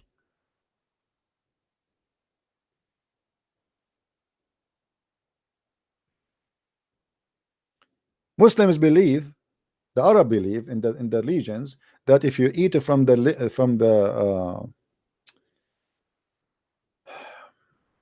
there is something, it's called amber. Anyone knows what the amber? And amber have many sources, and this is a sexual, it's like it says I don't know what, I'm not a doctor, you know, forgive me, but the deer have it, the whale have it supposedly, and it smells so good, and this is how the male he do seduce the female. Like the deer, he have it, the male deer, he have it, so he seduced the female deer with it. All right, so the Muslims, they grab that part, and they have an idea that this is generated in the liver of the whale.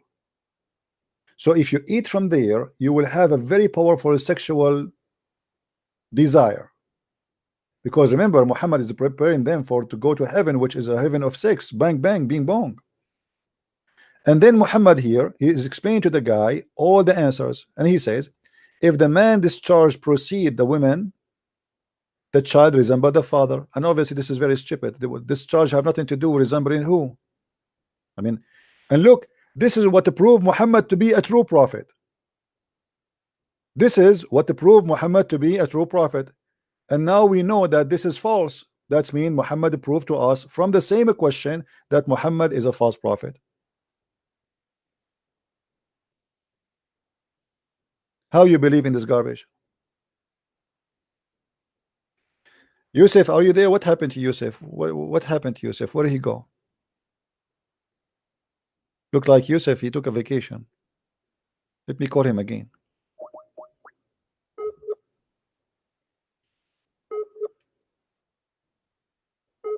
Maybe he flee. Maybe he retired. Okay, go. Maybe he's offline. He left. And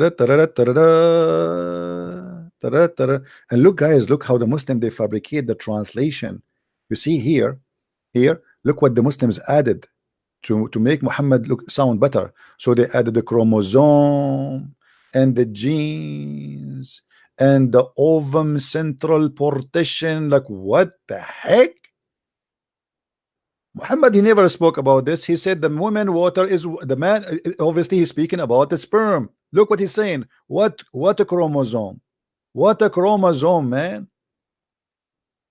The man water is white, the women is yellow. What ovum central partition? Where do you get this from? And Muhammad is the one who said whoever comes first, the baby will resemble the parents. So this is about the orgasm, not about the chromosome.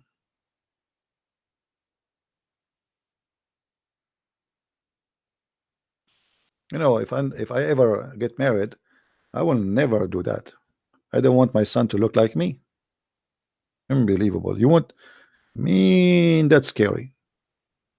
In my house, I don't even have a single mirror. Because when I moved here, there was a mirror, by the way.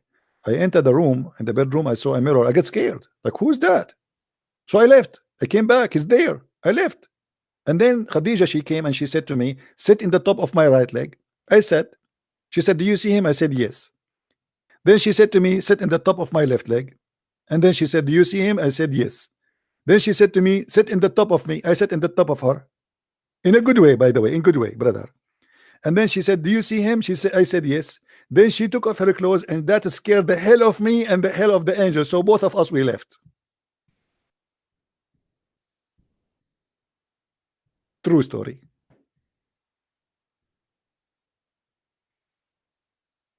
Hello? Hello? Do we have any Muslim want to say something? Anything?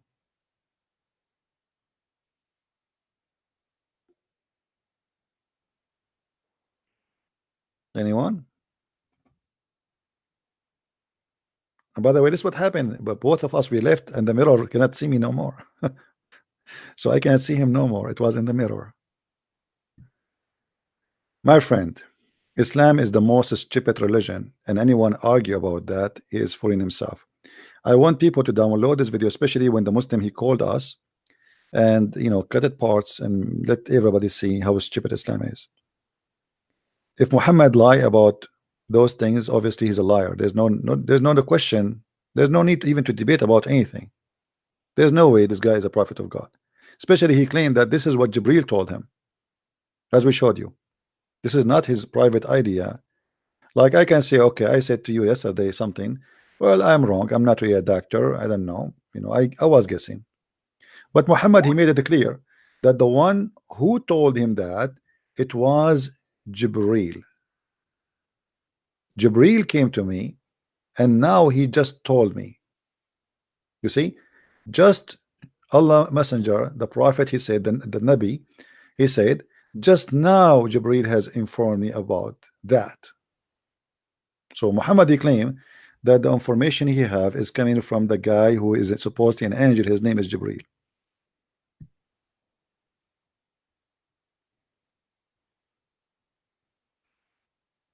By the way, Jibril just told me now that Christian Prince, look like you are qualified to be a prophet, so I give you a prophecy. Jibril just told me that this month there's many women, they will have their period, and I challenge you to prove me wrong. Jibril just told me that there's many news station, they will provide the news. Jibril just now told me that there is somebody somewhere right now is fighting with his wife. How I know that? How I know that? How I know that? I mean, come on, face it. Jibril just told me that somebody somewhere having orgasm right now, he not she, and that will make the baby boy. And Jibril told me that somewhere there's a woman now, she is having orgasm, and now she will make the baby girl. Good news. Oh boy. Any Abdul? Isa, a Muslim Abdul is calling. How are you, Isa? I'm pretty good. I want to thank you for unblocking my number. So what do you think about Isa, the topic we're talking about? Okay, so are you still talking about the topic of how the baby resembles? Yeah. Okay. So actually what you did was you kind of caught yourself into a trap. Man. Okay, how does that happen? Go ahead. Okay. So try to follow along with me now. So you're saying the Jewish person, he came to the prophet and he said, I want to ask you about 3 things that only a prophet knows about. Okay. So we're supposed to, and keep in mind, which person, his information, he's getting it from the teachings of Moses, and you're supposed to be the Moses as being a prophet, right? Go ahead. Okay, so after the prophet answered him those 3 questions, the Jewish person, he confirmed that he was indeed, Muhammad was indeed a prophet, and that he answered correctly, because he said only a prophet would know these answers. So you're not supposed to take science over the teachings of Moses. So you either have choices, which is so the teaching of Musa. So you are saying the teaching of Musa says if somebody have orgasm first, the baby will be a boy? Yeah, because the Jewish person said, he confirmed, and he said, okay, well, you have to show me then. You have to show me that Musa says that. Go ahead, I'm listening. Okay, the proof is in the fact that the Jewish person confirmed that he answered correctly. The Jewish person, they confirmed that the Jewish guy, he said that. Okay. But my friend, the Jewish guy, first of all, the Jewish guy is, I don't believe even that he's a Jew. Secondly, this is what the Muslim says, and the proof of that, his name is Abdullah. His name is Abdullah. How somebody is a Jew, his name is Abdullah? That is impossible. Well, you can't. No, because the Jews, they don't call themselves the slave of Allah. Obviously, this is the name of somebody we do not know, or maybe it's a Jew, and later the Muslim they change his name. Secondly, let us say I'm a Christian prince, and I say to you that if there's a question, if you answer me, there's nobody knows what the meaning except a prophet. But then I cannot back up where I get my information from, because you say this guy is following Moses. Where Moses says to this Jew, if you have orgasm first, the baby will be a boy. If you have orgasm first, the baby will be a girl. You have to show me. Otherwise, all of this is a lie. Which means now we have two liars. We have maybe this guy is trying to get Muhammad busted if he's a Jew. He asked him a question. If he gave us a false answer, Muhammad is a liar and he will get him busted. If he gave us a true answer, that means Muhammad is a true prophet. Now, as you see, regardless who is the one who said what, Muhammad, he gave a false answer. And the important for us that obviously this Jew is a hypocrite liar and Muhammad is a liar, for he gave a false answer. And now you are trying to avoid the problem. The problem is that your prophet, he said, now Jibril told me. Correct? Let me respond to you said first of all, you said that how do we know that he's really a Jew?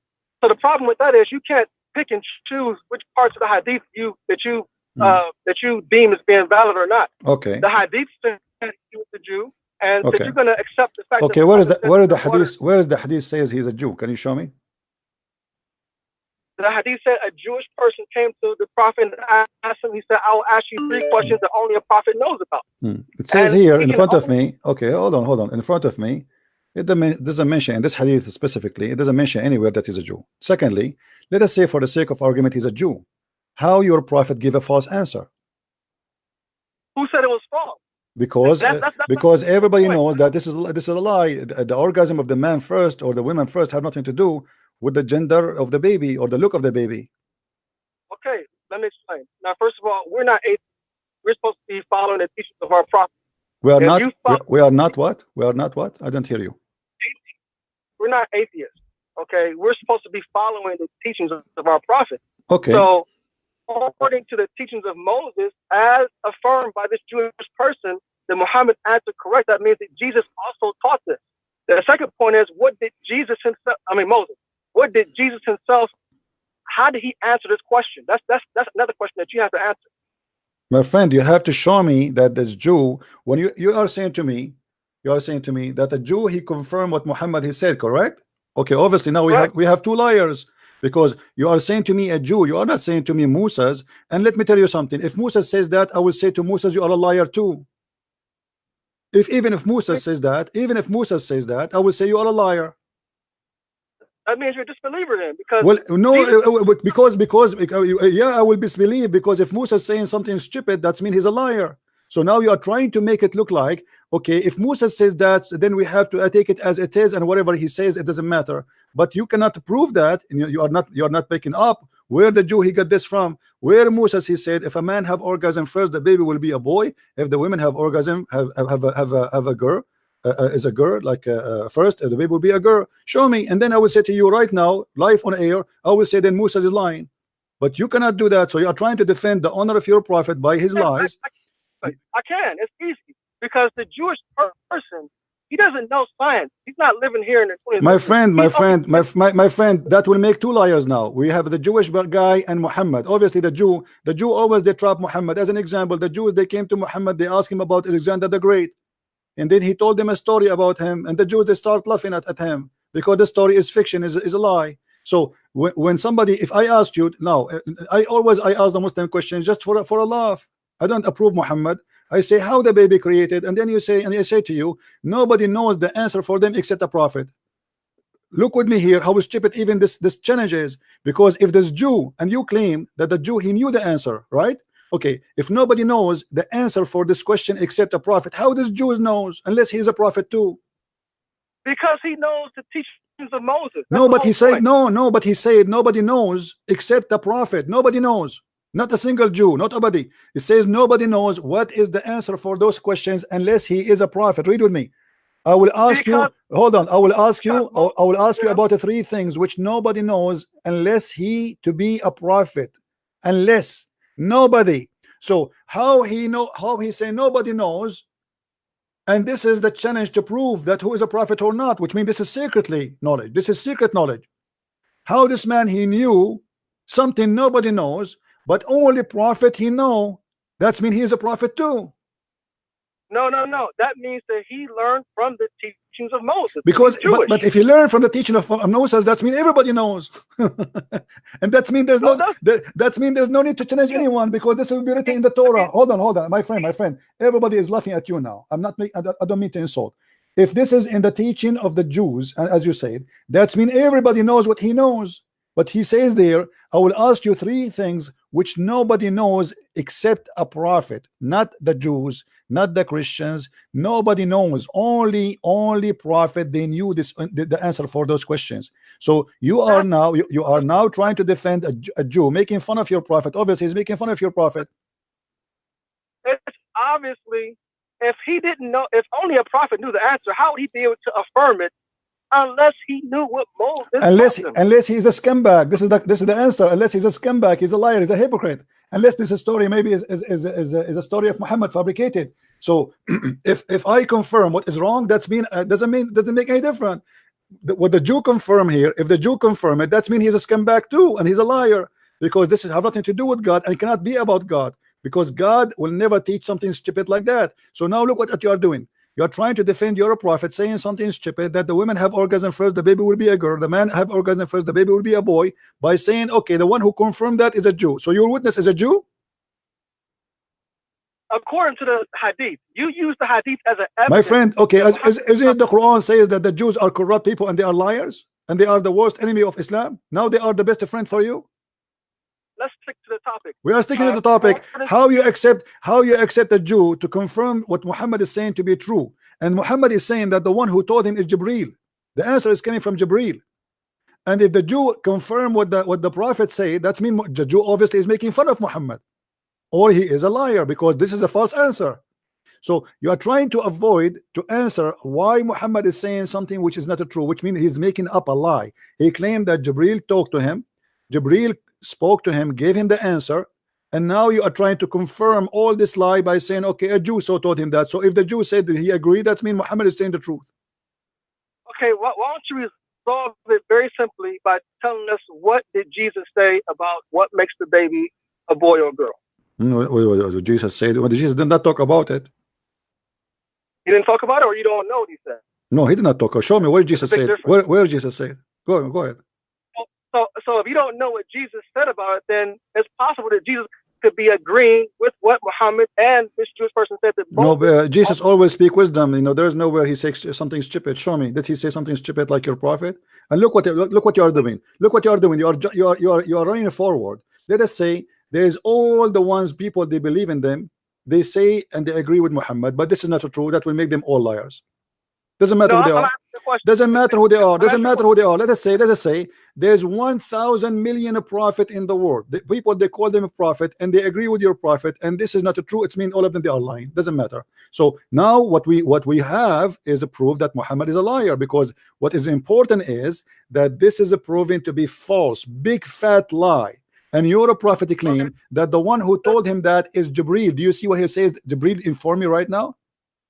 Yeah, that's okay. No problem. All right.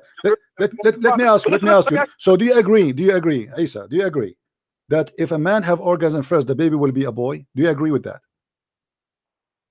Okay, first of all, that's not what the hadith says. No, this is what the hadith says. No, this is what the hadith says. This is what the hadith says. Okay, let me show you. Okay. Here we go. I will show you. This is what the hadith says. Here we go. It says, I will read it for you in Arabic, and I will show it to you in English. Here we go. ماء الرجل أبيض وماء المرأة أصفر فإذا اجتمعا فعلى مني الرجل مني المرأة أذكر بإذن الله أذكر بإذن الله became a male by the will of Allah.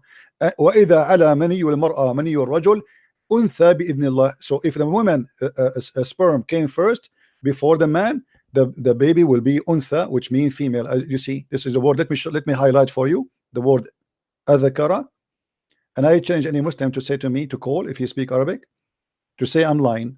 This is adhkara and this is untha. So your prophetic claim that what make the baby a boy is who having orgasm first. If the man have orgasm first, the baby will be a boy. If the women have orgasm first, the baby will be a girl. If we go to the other hadith, it says the following. Let us go there.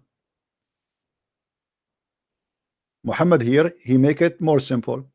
The Messenger of Allah said the man water is thick and white. So he describing what? Describing specifically the gushing fluid from the private part of the man, and the women water is thin and yellow. He's talking about what? You know, if you go to the other hadith where Muhammad, he described to the women who have an orgasm that she have to wash, he described it exactly as we see here. He said it is yellow and thin and she have to wash if she have orgasm. Let us go to the hadith. Here we go.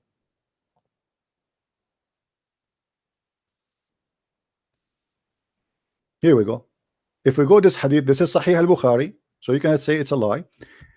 A woman, she came to Muhammad and she said, Allah is not shy to tell you that the truth is entirely for women to take a bath after she had a wet dream, which means sexual discharge. He said yes, if she noticed discharge, she noticed, which means this is something is coming out.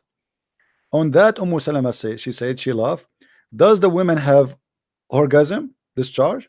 He said yes. How then does her son resemble her? You know, this is, by the way, false translation. The word is al-walad, which means the baby, the born baby. So how her baby resemble her?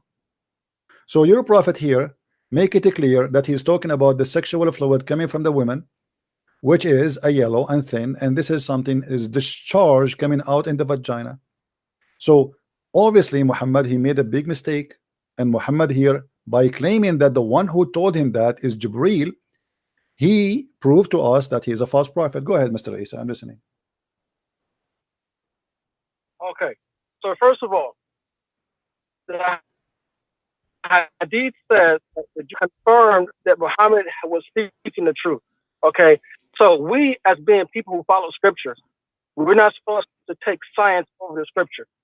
So you could, like I said before, the hadith does not mention the word orgasm. The hadith says that if the water of the male, of the man, precedes the water of the female, it does not mention anything about orgasm. So what is the water of the man? What is the water of the man? Hold on, Isa. What is the water of the man, which is white and thick, proceed the water of the man? What is that? Is that orgasm or not? It says the water is white, right? It says the water is white. So isn't this orgasm? Isn't this orgasm? Isn't this the cum of the man? But there's a big difference between the semen of the man and the fluid of the woman and an orgasm. There's a big difference there. That's the whole point. And the point you're not seeing. Okay, so are you saying that a man? Are you saying a man he can have orgasm without having a sperm? That's not what I said. Okay, but your prophet said. Listen, listen. The fluid remains. The fluid is the body of the woman, even hours and days after sex. It does not have to mean an orgasm. That's the whole point you're missing here. It says if the water of the male precedes the water of the female, that could be at any time, not at the point of the sexual. Okay, encounter. read the with me. second thing is, okay, read with me. No.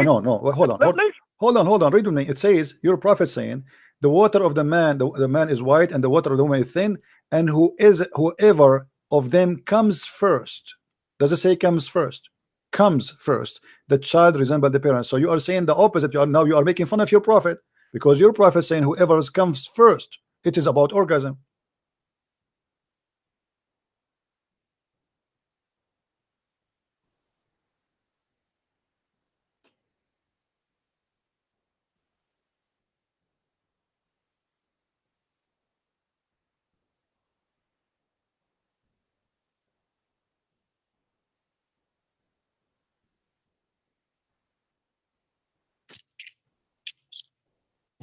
What happened? What happened?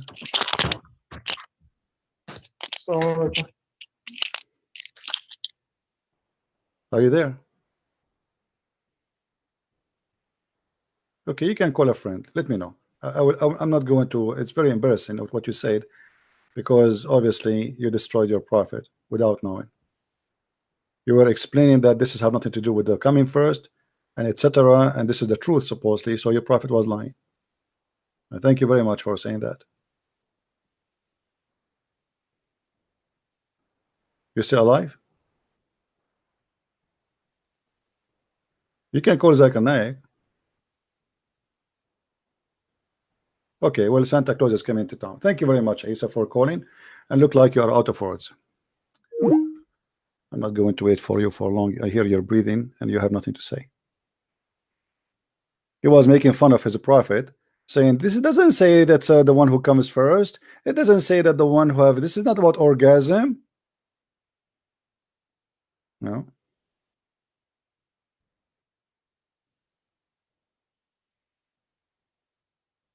Right?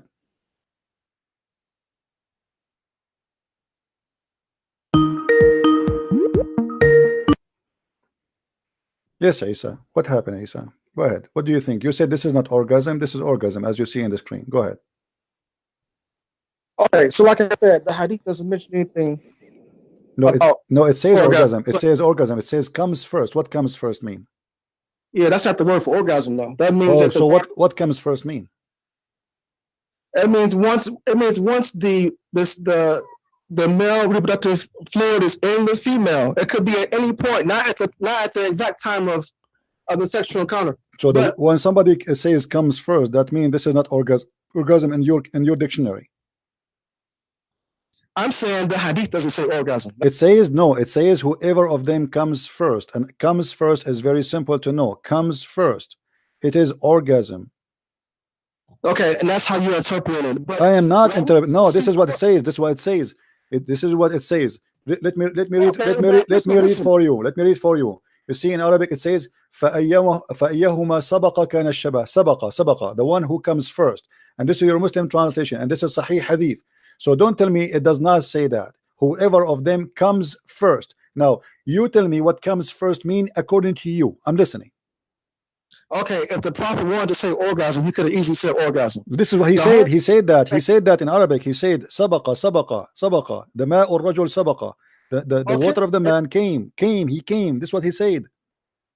Okay, if this is what the hadith says, this is what Muslims believe, because we don't take science over the hadith. All right, no problem. So my question to you is, you can easily resolve this right now by telling us what Jesus said about how the baby either resembles the mother or the father, or how the sex of the baby is determined.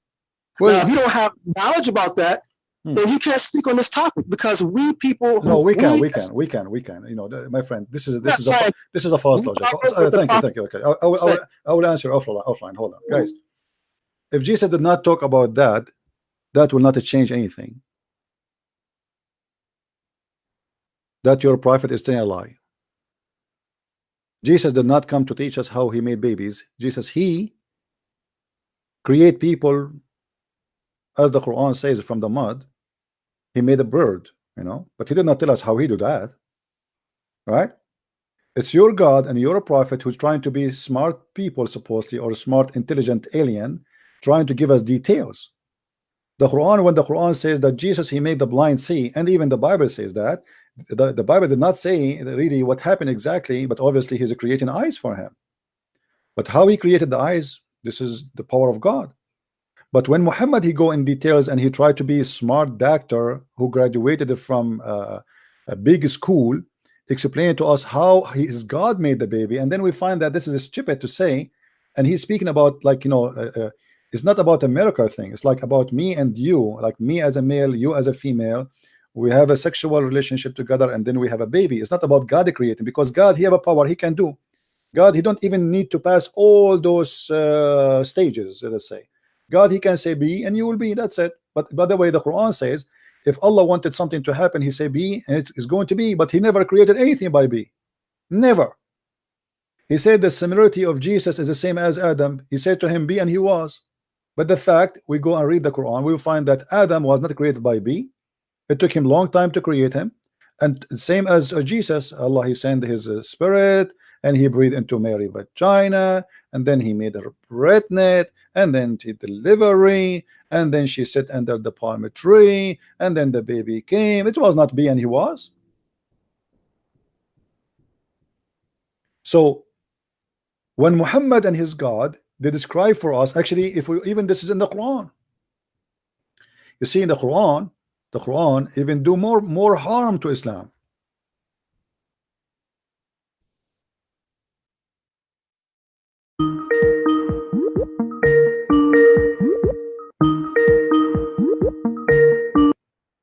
Hello? Yeah, hi, Christian Prince. Hey, my friend, how are you? I'm fine. It's Mr. A. Yes, my friend. I wanted to share something here. I heard a lot of nonsense and about this sperm and orgasm. Okay. I will tell you something. A man's sperm contains 22 chromosomes as well as either one X or Y chromosome. All right. And a woman's contains 22 chromosomes plus an X chromosome. So it has nothing to do with who orgasms first. It's all in the man's sperm, which either the X chromosome will reach the egg or the Y chromosome will reach the egg. Yeah. So it absolutely does not have anything to do with who has the orgasm first. Yeah, but the idea of this Muslim, that as long a Jew, he told Muhammad, nobody knows this except a prophet, and obviously the Jews look like he's a god for them. Suddenly he became a god, and as long the Jew, he confirmed that Muhammad is saying the truth. That means this must be right, and you cannot take the science against the Jew. Yeah, it's ridiculous, man. Yeah. How can you even believe such a thing? It's amazing how the brain works on specific people. Yeah. You know, brain can work in mysterious ways. Yeah, but obviously the Muslim brain is not working at all. Something like that. All right, my friend. Thank you very much for calling. Take care. Thanks. All right. Here we have the Quran in front of us, chapter 23, speaking about verse number 14. Then we made the sperm into a clot, and this is again another poo-poo, because the sperm is not going to be transformed into a dead blood. Is that correct? Yes, Isa. Okay. I just heard what the caller said, and like I was trying to explain to you, we don't follow science if it goes against something that is confirmed in the teachings of a prophet. That's a very, very easy principle to. Yeah, but you see, this is can be accepted if we are talking about a miraculous thing, like a miracle God he did. As an example, God here resurrected somebody from death, but this is cannot be explained. No problem, we can accept that. But when we talk about a man and women having orgasm, and then how the baby became, this is not about God involvement, because God, he made Adam and Eve and he gave them the ability to reproduce, correct? Yes. Okay, so now what Muhammad is talking about here is the reproduction process is not about a miracle. It's just a reproduction, which is also supposedly God creation anyway. So God created how man is. He created Adam, he created Eve, and then he gave them the ability, if they have sexual relationship together, they can have babies. So it's just a normal procedure of reproduction. Allah or your God or my God is not really involved in it no more, because he created the first man and women and the rest are coming from them. But now your God is giving us details about how the reproduction is done, not a miracle. So look what the Quran says. And we made the sperm into a congealed blood. Do you know what congealed blood is? Yeah, it's a blood. Okay, what kind of blood it is? I'm not sure. It's dead blood. It is dead blood. So Muhammad claiming, I'm not sure what congealed. No, congealed blood is like, you know, if you get yourself injured, as an example, there's a clot will cover your skin to protect it from any things to penetrate. It's like something normal. The blood have a material which, if it's exposed to air, that blood will go solid, will become dead and will die, and it will make a cover until your skin is healed, and then that blood will drop by itself, which is going to be like a bandage. You know, God, he gave us a natural bandage over our skin. So your prophet claiming here that the sperm made into a congealed blood, and this is again a very bad mistake. This is God talking. You see, he's not talking about the miracle now. He's talking about a normal procedure, how a human being reproduction work. Okay, so what does the gospel say about this process of how the baby is, you know? You see, like, okay, hold on. If we, you know, for us, we can take whatever the Bible says, and the Bible, in many verses in the Bible speak about many things. As an example, how God created us, he created the flesh, he created etc. And I believe that Muhammad, he was trying somehow to copy from the Jews something the Jews they knew. And Muhammad always, when he copied from the Jews, he make mistakes. So you know, he heard the Jews saying something, and he decide that he decide, okay, the Jews are people who knows whatever they say it must be true. So as long the Jews they say something, then I will take it as it is. And as you said to me, because like you're convinced too that the Jews, they will never lie to your prophet, right? So whatever the Jews they say, Muhammad, he will take it as an example. Muhammad, he took everything the Jews they speak about as an example. The speaking ant, the ant who talk, this is from the legend of the Jews. Muhammad, he heard it, he took it, he put it there. The Jews, they have many false stories about, like Suleiman, he died and he was in his throne for many days standing and nobody noticed, standing up actually. The genie who stole the ring of Suleiman, all those are legends of the Jews. So obviously Muhammad the Jews have a huge impact on him, and he took all the lies the Jews they spread around, which is a fiction stories, and he considered it as a fact to be part of his religion. So now Muhammad actually, he is a victim of what the Jews told him, and because he trusted the Jews, you know, if you go to the Talmud as an example, or the Legion of the Jews, you will find a lot of crazy stuff. And Muhammad obviously, like as an example, if we go right now, I will show you that the story of Azab al-Qabr. You heard of Azab al-Qabr before, correct? No. Okay, Azab al-Qabr, the torture of the grave. You never heard of it? The punishment of the grave. Yeah, of course. How Muhammad he heard about Azab al-Qabr? Do you know?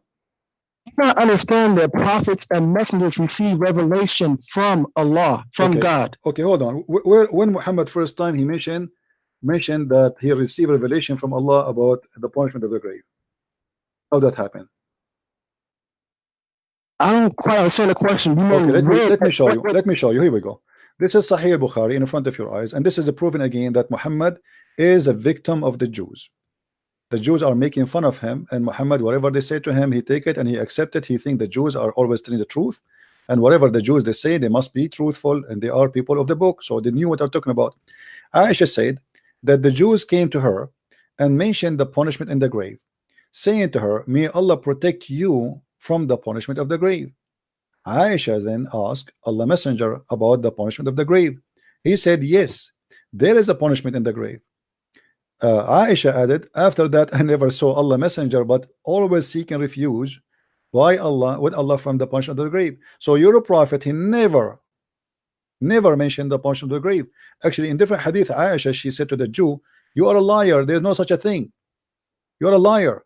So Aisha, obviously she never heard this before, and to the point she is accusing the women who told her that story that she is a liar, and there's no such a thing. And when Muhammad he came and he listened to her, suddenly after that moment Muhammad never pray, as you see in the hadith, never pray without saying I seek refuge by Allah from the punishment of the grave. So why Muhammad never mentioned that before until this Jew came? Because he never heard of it. As simple as that. You're making an assumption that he didn't mention that. Okay, no, I am not making an assumption. Isn't it Aisha, she accused the women to be a liar? She said to her, you are lying, there's no such a thing. That's mean Aisha, who lived with Muhammad in his house, she never heard Muhammad saying that. You have to admit, you cannot get away with it. You see, imagine my wife who sit next to me and I am a prophet who pray every day, and then she hear me and she watch me every day praying. She never heard me saying I seek refuge from the punishment of the grave ever, until the Jewish women she said that to her, and then she witnessed that since then Muhammad never prayed to Allah without saying I seek refuge from the punishment of the grave. So since then the prayer became like it's impossible to see Muhammad praying without mentioning I seek refuge from the point of the grave. So why she never heard him saying that prayer before? She never saw him saying that before. Why? Because simply Muhammad he just learned it. After that, you see, read really carefully, and after that I never seen Allah Messenger praying, but he seek refuge by Allah from the punch of the grave. So Aisha, she is confirming that Muhammad, he don't know about this, he just learned it, and since he learned it, never stop using it and speaking about it. Okay, now the first thing is the hadith where you're saying that Aisha said to the Jew that you're a liar. That's not the hadith that you're showing me right now. Okay, so if I show it to you, are you saying to me I'm lying to you or what? Well, you do make a lot of lies up, so it could. You have to prove it. You have to prove it. Okay, in front of everybody. If I show you that the hadith, if I look for the hadith saying that Aisha says to the Jew, you are a liar, what you will do? Well, like I said, I didn't say that every single word that comes out of your mouth Okay, is a lie. so then don't speak of something you do not know. Either you say this is a lie, and that will make a big deal for you, okay, or you say it doesn't change anything. So do you want to make a challenge in front of everybody that Aisha, she accused the Jews to say a lie? Okay, let me explain something to you, because we have principles. Okay, we as Muslims have principles. Now the principles are, and this is how you really can't get away with a lot of trickery with me like you do with other callers. Okay, anything that you show me that's from Bukhari or Muslim, these two collections of hadith, I'll believe it. Anything. Okay. And anything from the Quran, anything that's in the Quran, we believe that is the 100% truth. Now, that doesn't mean that the way you spin it off and make your own explanation of the hadith or the Quran is accurate. Because sometimes, many times, as a matter of fact, you will take a hadith or a Quranic verse and you will make your own interpretation. Where everyone knows that Muslims we have the most right, we have the most ability to explain the meaning of any particular hadith or Quranic verse. Let me ask you.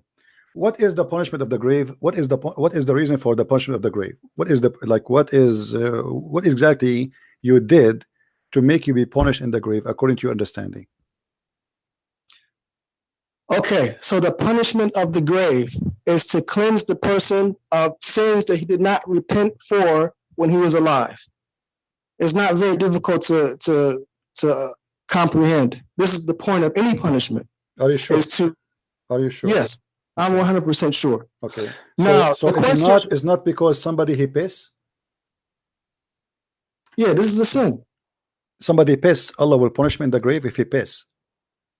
If he does not take care to make sure that he cleans himself. But you is that pissing is a sin? If you piss and the piss touch your skin, is that a sin? No, the sin is if you use the bathroom and you're not careful to make sure that your clothes are clean from the urine. This is sin. Yes, this is sin. So how your prophet he order you to drink camel urine? I'm sorry? If the urine touch you, that is a sin in Islam. Then how the prophet order you to drink camel urine? Because camel urine, any urine from an animal that can be eaten is not considered to be impure. So the urine of the dog is not impure? Any animal that can be eaten. A dog cannot be eaten. Okay. So any animal can be eaten. The urine is not okay. So you can drink urine. Okay, I see. Okay. Now, listen, when you say to me that if you don't clean your urine from you, and that is a sin, and that will punish you, does that mean if I show you that your prophet, that urine he used to touch him, that mean he is going to be punished in the grave? Let me ask you a question. Don't ask me a question. Don't ask me a question. You see, you play games. You keep. I will go with you. Are you saying that your prophet will be punished for his urine touch him? The prophet would never be punished for anything because so in a second you change your mind. Now, where Muhammad he learned that the urine, if the urine touched your skin, is going to punish you, is going to cause you to be punished in the grave. Where learn that from? Is it from the Jews? Is it from the Jews? Is it from the Jews? Is it from the Jews? The definition of a prophet or a messenger. No. I'm asking you, where Muhammad he learned this knowledge that the urine is the reason to be punished in the grave? Is that from the Jews? It's from Allah, because like I said before, so it's not from the Jews. It's not from the Jews. No, it's not from the Jews. Okay, let us see this hadith then. Guys, be my witness. He said it's not from the Jews. In a second, this guy, he will change his mind. All right. I want to see this. I want to see you change my mind. Go ahead. Let us see. Let us see. Here we go. Aisha, she said, a Jewish woman entered into me and said, the torment of the grave is because of the urine. I said, you are lying. What Aisha, she said, you are lying. She said, no, it's true. We cut our skin and our clothes because of it. The messenger of Allah went out to pray, and our voice became loud. He said, what is this? I told him what she had said. He said, she spoke in the truth. After that day, he never offered any prayer, but he say, following the prayer, after he followed the prayer, Rabba Jibreel wa Mikael wa Israfil, etc., etc., I seek refuge from you against the punishment of the grave.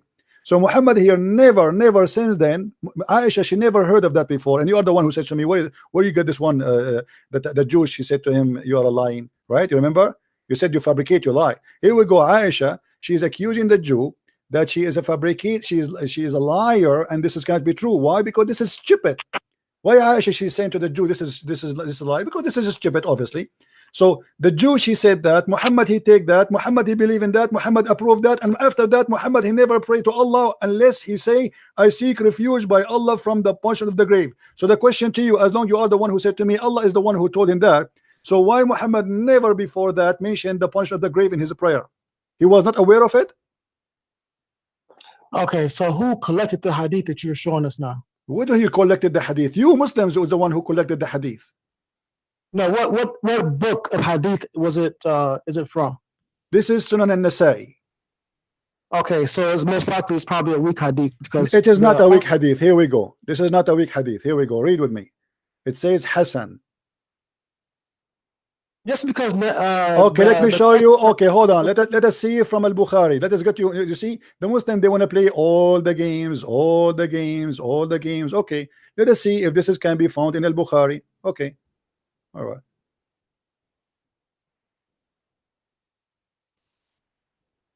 This is Al-Bukhari. So what we will do now?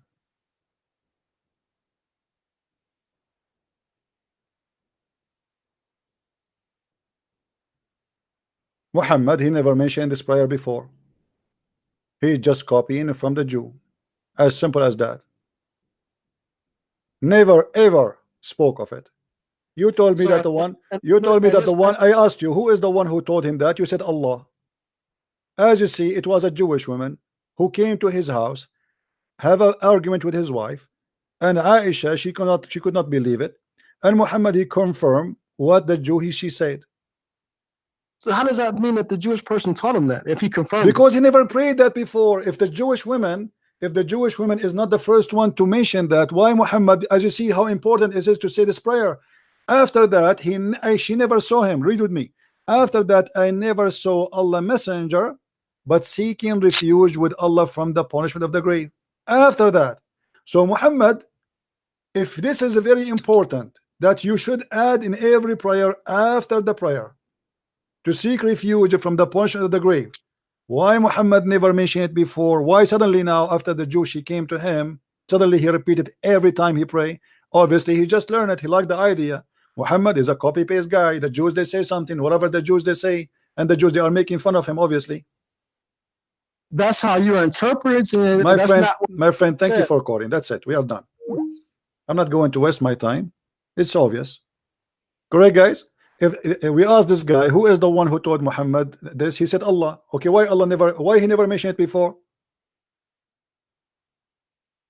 Why Allah never mentioned it before? No, I'm done today. We are done for today. Why Allah never mentioned it before? It doesn't make sense. If Muhammad, he learned this before, to the point Aisha, she's accusing the Jewish woman that she's a liar. You're lying. This is what she said to her. This cannot be true. This is a lie, which means this is stupid. You see, Aisha, she is more qualified to be a prophet from Muhammad himself, because Muhammad, obviously getting himself busted by copying the Jews. Whatever the Jews they say, Muhammad, he take the Jews story and he put it in his Quran. The ant, she warned the ant about the other ants because Suleiman is coming. This is a story Muhammad took from the Jews. He took it, he put it there. As simple as that. Whatever Muhammad he say, whatever the Jews says, Muhammad he grab it, he put it. The Jews are talking. Come on, the Jews, they don't lie. Muhammad, he learned everything he have from people around him, Salman al-Farisi, the Jews, the Nasara, Khadija, Waraqa, etc.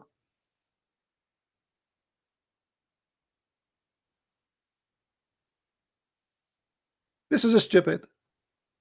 And Aisha, she confirmed that this is a lie. And what kind of God he want to punish me for having some piss on my leg? Actually, okay, hold on. If Allah don't want that to happen, can't he make your penis long like a horse so you can piss far away from your body? If this is an issue, that's mean your God, he have a defect in his creation. Correct, guys? If God want to punish us for the water touching our skin when you piss, well, that's mean this is his fault, because it's not your choice. The only way, if you do that, especially in the old days, I mean, those people, they don't even have a toilet seat. Muhammad, he used to sit in the ground. He pissed like a woman when he pissed. And by doing that, the piss will touch you, because the piss will touch the ground and will hit back your skin. So Muhammad must be tortured. When I asked him, are you saying your prophet, he will be tortured in the grave for a piss touch him? He said, no, the prophet is different.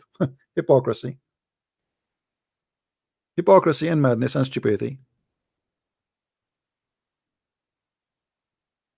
Muhammad, he keep adding stuff to his religion.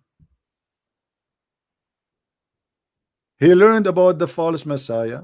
He add the false Messiah. He heard about the Antichrist. He add the Antichrist.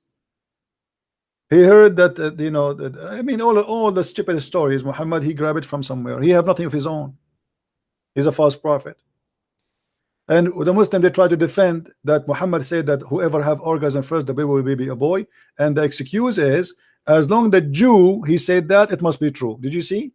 Did you see the mindset of the Abdul? The proof that Muhammad is saying the truth, that he heard that from a Jew. So why you accuse them that the Jews corrupt their book? They are liars. They are the most evil people, as the Quran says. I mean, Allah, he made them even pigs and monkeys.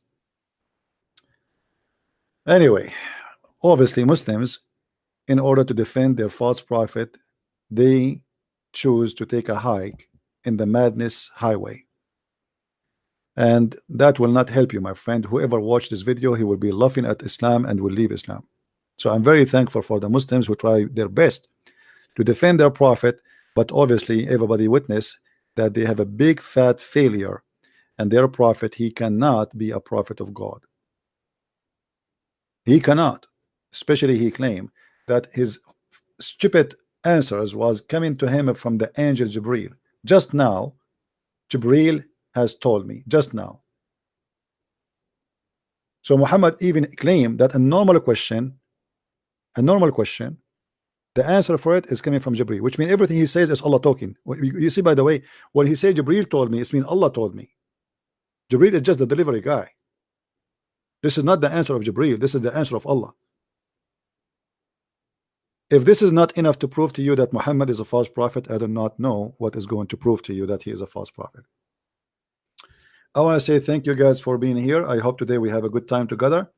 And don't forget, if you like to learn more about Islam, feel free, you can go and get my books from Amazon. Depend in your country, Amazon.com, DE, France, etc. And don't forget to subscribe to all my pages in Minds.com, Patreon, Facebook, and in YouTube. Invite your friends, share with them, download my videos. They are for free for you. I'm not a person who get upset from people downloading my videos. Actually, I encourage you, because the purpose is not about having subscription for me. The purpose is spreading the truth, and the truth will set you free. The Lord, he said, for free you took, for free you give. You are not required to give Christian Prince any money, and I'm not asking you to pay me. This is something I give for free. Those who help us with donation, they are doing it voluntarily. May the Lord bless them. And those who they are not helping, still the Lord blessing you. We cannot bribe God by paying money in Islam. You do that. In Christianity, you cannot. When people they think that God is someone we can bribe by some donation, that's mean they are corrupt. When somebody says to you, if you donate to me, God will forgive your sin, that's mean he's a corrupt, and that's Muhammad, who said to the Muslims that if you pay me, I will pray in your behalf and I will purify you.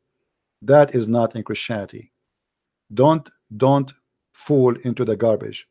The one who promised you female and male Gentile, which is endless, he cannot be from God. This is not God. God don't promise such a promise. This is against his nature. God is holy, so is Jesus. Jesus is my Lord, the Christ, the Messiah, the Savior. Even in the cult of Islam, he will come back and he will save the whole world. It's not Muhammad, it is not Jibreel, it is not Allah who will save us in the end of the day, and he is going to destroy the Satan even according to Islam. So why you want to follow the dead man Muhammad and you will not follow the living God, the word of God, the pure, the mighty, the wonderful, Emmanuel? God is with us, and that is Jesus. For Jesus I invite you, because by him and for him everything was created, and anything else is a lie. Never trust a man, never trust a priest, never trust a sheikh, never trust people who claim to be prophet. Trust those who speak the truth about God if they are following God. Muhammad, obviously he don't follow God, he have no God. He was a man who want to take over power. He wants sex, he want money, he want the glory of himself, to the point he changed his name and he called himself Muhammad, which means the praised one. And this is again against God. For when you say I am the praised one, then you are God. Muhammad is a name of a God, it's not a name of a man. Only God is the praised one. Shame on you, shame on you to follow a man. He replaced God even by his name. He cannot be of God. Thank you very much for listening and watching. Christ is Lord and Islam is false. And until we see you soon again, please subscribe and tell your friends, and God bless you. Take care and bye-bye.